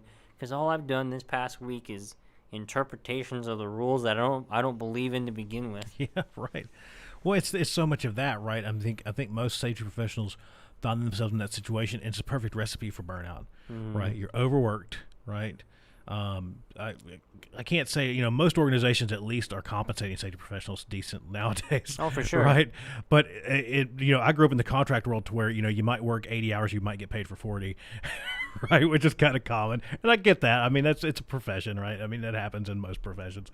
We're not special by any means, but you take all this kind of job stress and you take all that other kind of bullshit that's in the profession, and then you couple that with the fact that you're having to preach stuff and deal with stuff that you probably don't believe in, because most organizations are mired in this kind of traditional safety approach, right? You're hanging up a poster that says 0 and you're throwing up in your mouth while you're doing it, right? And you're filling out some stupid slide deck that's got injury data and rates and all this crap on it, and you're planning a pizza party for having a year without an OSHA recordable.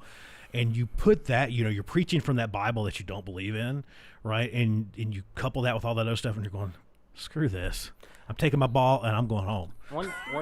One thing I will challenge safety pros to do is even if you can't kind of jump to another position outside of safety, but just try your best to look at every organization and ask them where the suck is in their job. You like to say that, Sam. Yep. Ask them where the suck is in their job. And I'm positive if you did just a poll of like every department, a few people, if you have massive organizations, it won't be quick, but there's probably a common thread of cultural barriers. That's the wrong way to say it. There's just barriers that are put up that the culture has just found a way to work around. And it's not just president safety. No. We mentioned the procurement thing before. So like if there's a path of least resistance, however I need to do my job, I'm going to find the way to do it easiest. And you may or may not know about it if there's a rule around it. And that happens all over the organization. It's not just safety. Absolutely. And that's usually those things where you're going to find it's going to be a battle for you, right? When you find those, let's just say that. Because none of this path to betterment, it sounds awesome, but none of it's easy. Let's throw that out there right at the gate. When you find that suck, when you find that deeply embedded suck in organizations, it's usually those things where the organization's going, well, that's so simple. They just need to do it. Right? That's usually the organizational answer, right? That's usually the answer from down through the organization is going, I don't care because it's easy. They only have to send that receipt to 6 people. It's not that many. They have plenty of time, right? And those folks. We're paying you by the hour. Right, what are you complaining those about? Those folks totally not understanding all the stuff that's going on in that person's life, obviously, right? All this other kind of stuff that's happening. But when you find it, it's usually those situations, right? The organization's usually sticking its head in the sand going, we get that it's broke, but it's our broke system, right? We get that that it's not working and people aren't using it the way that they're supposed to, but they should be. I've worked for a few companies where I've seen that where there's kind of like procedures are just there, but they're ours. Yeah, they're ours. Well, and I think it's more troublesome when everybody knows that the procedures are there and they don't follow them. Right. And everyone knows that everyone knows they don't follow them. Right. But they do follow them. If you're asked about it, they're like, I know where it is. I've read it. It's kind of back to that thing. It's like, do you want learning or do you just want this kind of fluff, kind of made up stuff, right? It's. I had this conversation about learning teams just the other day. We were talking about that, and before you build that environment in which honesty is possible, you can throw people in a room to do a learning team, and if you just kind of throw out the tools without doing all the groundwork or laying all the groundwork and working on all the assumptions and working on the reactions of the organization and building that honest environment, you throw people in a room and say, okay, show me where the suck is. Nothing sucks here. Nothing's bad here. All the rules that exist in the organization, we follow to a T. There's nothing wrong. We're all in compliance. Everything's perfect, right? And it's kind of that same thing where it's going, no, really. No, everything's fine. Everything's perfectly fine. Well, if you don't look here. If you put the superintendent or the vice president in front of everyone and you try to have a learning team, that's what you're going to get. Right. But if you have if it's employee led and you're just kind of a fly on the wall, you'll hear all kinds of crap. It's amazing, and it's not gonna stop at safety. No. It's gonna go to every facet of their job because we can't fool ourselves that because it manifests in something physical and real to us, and it could result in human life. But we kind of place more importance on like, hey, we need to do something. We need to do it today, and it needs to hurt. Because it hurt me to see that happen, and I don't want anyone to see anyone get hurt again. And in other instances, it's like, man, you're probably bleeding money at the seams in other locations where the individuals are just working around it, right? And unfortunately, you probably don't even have a pulse on what your employees actually do on a day-to-day because they're probably holding this ship together with just duct tape and willpower, and you're thinking, man, our procedures are working. We got a good organizational foundation. They're looking down through the organization going, everything's fine.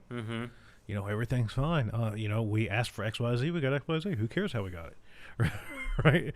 And when in all actuality, they probably really do care how they got it, but they just don't see it, right? They're looking down and just everything looks fine, right? You know how I know that in my life that the procedures don't work? When someone tells me when somebody finally recites the procedure or tries to follow it, it always makes my life worse. Yeah. I'm never like, oh, good, somebody read it. Right. I'm never like, oh man, Right. I didn't read it that way. It's just like, crap, they read, they're following it the way it's supposed to.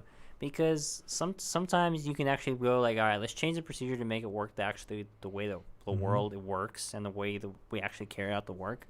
And there are other times when you just can't do that because what you're suggesting is so drastically different from how the work actually gets done, or how it's written down, I should say, that we can't suggest that. Yeah. And you just kind of have to know in the back of your head, like, all right, how am I gonna defuse that bomb, down the road? Well, and so much of that, again, I keep coming back to this point of just creating environments in which honesty is possible, where we can talk about that stuff. It's kind of what we're talking about with the suck, right? You have to create an environment in which people can tell you about the suck, right? If you just start asking people about the suck, they're going to give you that normal answer that's like, no, everything's fine. And because they probably come up in that environment where they probably said it at some point, and squeaky wheel gets the grease, and they got the grease. That's why I'm so excited for you to talk to that organizational, behavior professor. I think you said from Australia. All the organizational psychologists? Organizational psychologists. Yeah. I think that's going to be great because I think he's going to have so many parallels to other facets of organizations outside of safety. That's going to be real insightful. I can tell you that I hung out with him just the other day. We recorded, and it was phenomenal. It was phenomenal. So everyone be looking out for that episode. It's with Clive Lloyd. And that's so much of what Clive jumps into is organizational trust. How do you create environments of trust, right? We talked a lot about psychological safety. We talked about how you kind of focus on those environments. Excellent conversation. I'm excited to have him back on again. I mean, he's just, I literally titled it "Learning from Clive" because it's just so full of just great insight into those pieces. Because all of this starts in that place, right? All of this starts in the ability for us to be honest. Right, if we can't be honest, nothing else happens. Right, learning is shut down at that point. If we don't have an environment in which honesty is possible, I keep saying that because I've been strategically. There's my corporate word of the day. Strategically avoiding the word trust because I don't know if I can trust an organization. I'm just thinking from my own personal place. Right, do I trust an employer? No. I don't. I'm sorry, I don't. Right, I just don't. Right, we're all one signature away from losing their paychecks. Right, so I don't really trust an employer. Do I trust my bank? Not really. Do I trust the car dealership? Not really. Right. So do I trust a corporation? No, not really. Right. So I don't know if this whole conversation. I don't mean to go off on a side rant, but I don't know if this whole conversation about creating trust or asking for trust from an organization is really effective. I think it's more of the actionable piece, and it's that, right? For me, the actionable piece is creating an environment in which people can be honest, right? Could trust be a byproduct of that? Probably, maybe. Some people might feel trust. Maybe I'm just distrusting of organizations. I think that trust is a little is definitely loaded, but I think where you're going is good in the sense that we want to trust the organization to the degree that if I bring up something to you, you're going to do something about it, and it's going to be heard, and you're going to do something about it. Nothing might maybe not even expecting action, but just I know that because I gave it to you and I view you as a person that can do something with this information, that it's not just going to be lost in the mess of things. You're actually going to try to run it up the chain and do something with it, or you're going to mull it over, give it some thought, and you're going to come back to me with some feedback. I think that's what we can strive for. I think that's something to hope for, because if that is something that is instilled in the employees, they're going to come back again. Yeah. Well, so much of that, and that's what you want, repeat customers. Right. Yeah. Exactly. That's what you want. So much of that still kind of comes back to those general principles of psychological safety, right? The ability to throw that stuff out there without, knowing that there's not going to be negative repercussions for me, right? And I can throw out this maybe wacky or wonky opinion, or I can dissent, or I can push back, or I can call this BS, or I can tell you about an event, or I can share anything with you, and knowing that when I stick my neck out, you're not going to chop off my head, right? I can throw that stuff out there, and that's where a lot of the conversation. That's where a lot of the conversation went with Clive, was in and around that stuff. Here's a little bit of a spoiler alert. Right out of the gate, we kind of started talking about behavior-based safety. I can't remember the name of the article, but you can go look it up. I have a question. Is it a spoiler if that episode comes out before this one? Yeah, no, but some of this, some of this will be out before then. So at least in some of it won't be out on a pod, but it'll be out on some of the other channels before then. But the thing there is that I don't want to give too much away.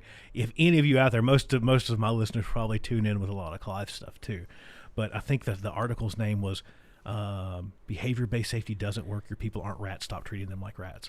So in case you're wondering, kind of, I think Clive's thoughts are very similar to ours around here. And if you don't know Clive, that pretty much summed up his thought process. That was my first question. So Clive, if you're listening, I know you follow some of this stuff. I love you. You're awesome. I love your stuff. I love reading Clive's articles.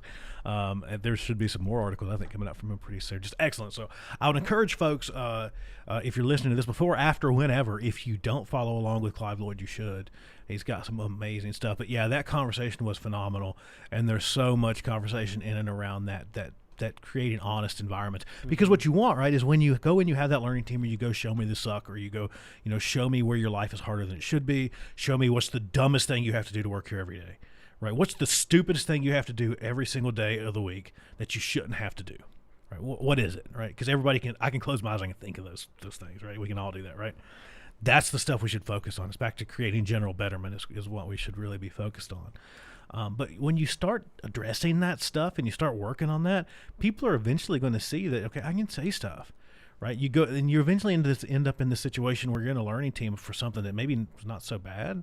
And you finally built that bridge with somebody, and they go, "Oh, you think this is bad? Let me show you where I almost died last week." Yeah, right? What's interesting is I think I've talked about this last time I was on here, but same thing I've seen in my kind of career shift is just following that same line of thinking of like, where does your job suck? Yeah, and just getting them to like trust you enough to like just talk about it. Yeah, and then to show that like, hey, I went and did something about that. This is the feedback I got.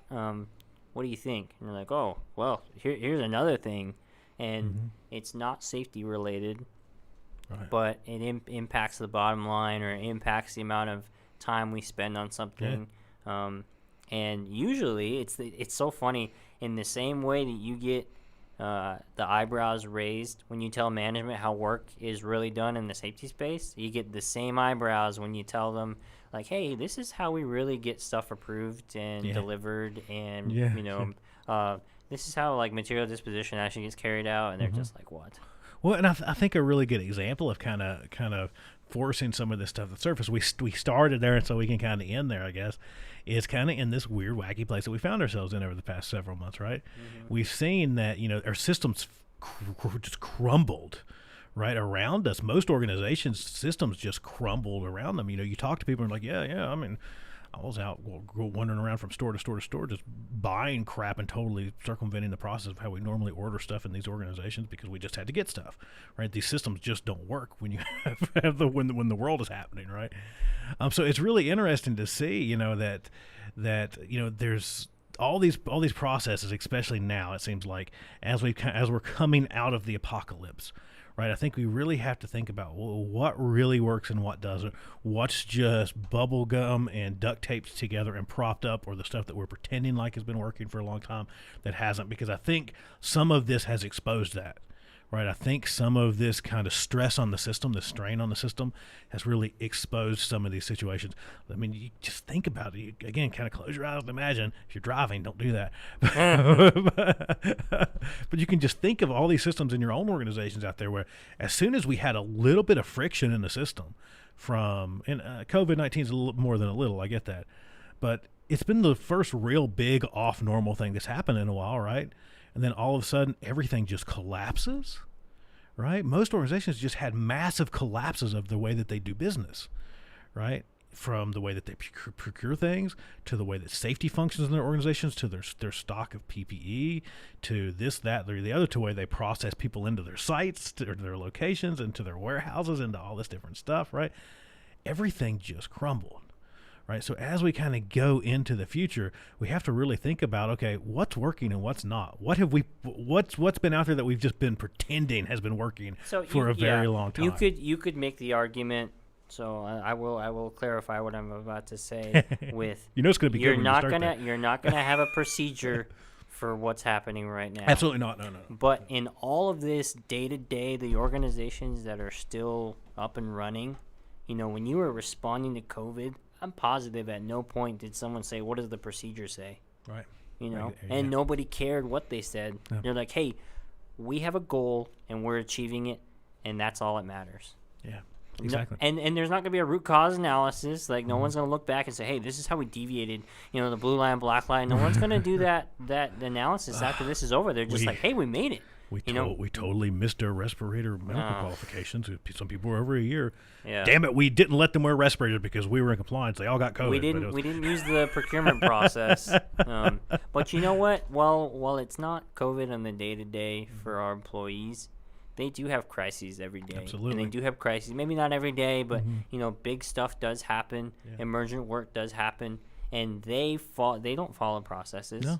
They're not going to stop and say, like, how do I address this critical concern in compliance with the procedure? They just do.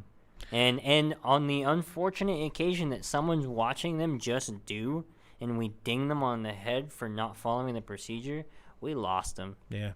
Well, I think that's what's really been interesting about so much of this is we've seen folks, the A word that everyone hates, the most traditional organizations hate, adaptability, right? It was forced, right? Organizations were forced to move into this adaptive space that we've been talking about for a very long time, not being risk adverse, but being risk adaptive. Right, they were forced into this space. We pretended like people don't adapt for a very long time, right? Most of these more traditional-based organizations pretend like, well, just the rules are followed. That's why things are going well. People have been following the rules. That's why nothing bad has happened. Nope. People are just really good at adapting and figuring things out, and they get it right more often than they get it wrong, right? So I think there's a lesson there in and around how we adapted, right? And it's to your point. I like to think that some of the silver lining coming out of this thing is that we're getting to see some of these stupid rules are floating to the surface, and we're getting to say, okay, these are kind of dumb. Is this really necessary that we do this every 6 months? Is this really necessary that we do this every single? I think something that's really interesting that might be floating to the surface, like how lean is too lean in organizations? At what point does lean become loss of resilience? Right? At which point do we do more harm than good trying to pursue this lean path that most organizations have been on for a very long time? I think that's going to be an interesting conversation as we kind of come out of this space. But I think there's a lot of learning there as we move out, and it's way beyond just COVID, right? I think the fact of dealing with the pandemic is kind of on its own thing, but there's so much stuff that we're going to be able to learn in the adaptability world. There's so much stuff that we're going to be able to learn around the stupidity of rules world, right? At least the dumb ones, right? I would assume, not that, at least from what I've seen, the rules that are really important are the rules that we really kept. The rules that were really important to us, the stuff that keeps us alive when shit hits the fan, those are the rules we held on to. The ones that don't matter, we forgot about really fast when shit actually hit the fan. When we look back, that's what we should be focusing on. It's like, what tenets do we really hold on to? Yeah. Let's hold on to those in the future, and let's really evaluate whether or not we need everything else. Yeah. And truly strip it away if we don't need it. Exactly. Exactly. Struggle with that. It's back to what we always say, man. Yeah. It's you can always add to, but you can never take away. Yeah. Right? Yeah. Whittle that thing down, man. Trim that bonsai tree. You got to, man. I see organizations. I spend time talking to folks in organizations that are going through decluttering, and it's not easy. That's the first thing they'll tell you. It's not easy, but they'll also tell you that, oh God, it's worth, the juice is worth the squeeze, because once you get on the other side of that, I mean, people see that and they're like, holy crap. But yeah, that's exactly. So, I think we're primed up for that. Two things. One, I had a great time, Sam. Thank you for having me on again. Yeah. And then the other is we really need to find a way to commit to starting earlier. because it's almost midnight. Again, we do this every time. We always choose. We do like, this every time, right? 10 o'clock seems like a good time to start. Yeah, let's do that. Yeah. And then well, we were kind of like we were off again a little bit, and then we kind of happened, and then we were pretty close to our normal time that we had kind of shot for to begin with. And but we do this every single time. Yeah, so I'll throw this out there too. I think you're the record holder for being the most on the podcast. The most. Dr. J. Allen now is the record holder for the longest podcast. Oh wow! I think before that it was you and Nate. Oh, you, nice. Nate, and I together when we were doing that last one. The last time you were on, that was the longest one for a while until Jay and I sat around and talked for 3.5 hours. Oh my gosh! The other night on kind of this whole Zoom thing here, yeah. And we both kind of like, holy shit, it's been like 3.5 hours. But no, man, thank you so much for coming on. But before we go out to ask you the famous final question is, do you have any last words? Anything else that you would want to share with the hot nerds or safety practitioners out there? Any pro tips, any go-dos for them that they can go out and work on? I would say what I mentioned earlier, go be curious about non-safety stuff and ask people outside that aren't impacted by the traditional view of safety on the day-to-day, the frontline workers. Like when you think of safety, the people that have the highest risk don't on the day-to-day. Like go ask someone from procurement, from HR, just be curious and ask Sam's question. What sucks about your day the most? Yeah. What hinders your ability to do your job? And I think you'll be shocked. You write those things down, there's going to be a common cultural thread there, and that's something you can run up to management. That's when you'll start to get the eyebrows raised of different people in the room, because frankly, when it comes to safety, there are certain people in those kind of large management meetings that are impacted, and then everyone else kind of tunes out until it's their turn on the slide deck. But if you go and you say, hey, everyone in this room, I've heard from every single person in your department, this thing, and this is the common cultural thread. This shows that in an organization we need to improve in this way, or we need to start asking questions differently, or we need to start stripping away this kind of stuff. And that's how you really impact that organizational change. Yeah, I love that, because that's a message that's so important, especially to safety folks, is be curious. 100%. For God's sakes, be curious. If you're to the point of not being curious anymore, I don't know what to tell you. Go do something else. Because you got to be curious. You got to stay curious. And I love that point that you're making about that common cultural thread, because if you can go into those meetings and show that, right? If you can go show that and go, even it's just this, if you can just paint the picture of stupid, right? You go, look at how dumb this is. People's eyes just go, oh my God, I didn't realize it was that dumb, right? Or you show that thread that you're just talking about. I think, and all of a so sudden, important. that money that they were talking about that wasn't there when it only impacted safety, all of a sudden gets freed up because now it's an organizational thing. What is that? Is that one efficient? Yeah. 6 receipts to who? Well, thanks again, man. I appreciate you coming on. Thanks a lot, we'll have to keep up your reoccurring guest slot here, because again, you don't want others to pull ahead of you. We'll have to do this again soon. This is great, man. Thank you so much. All right, Love man. the studio. Thank you so much.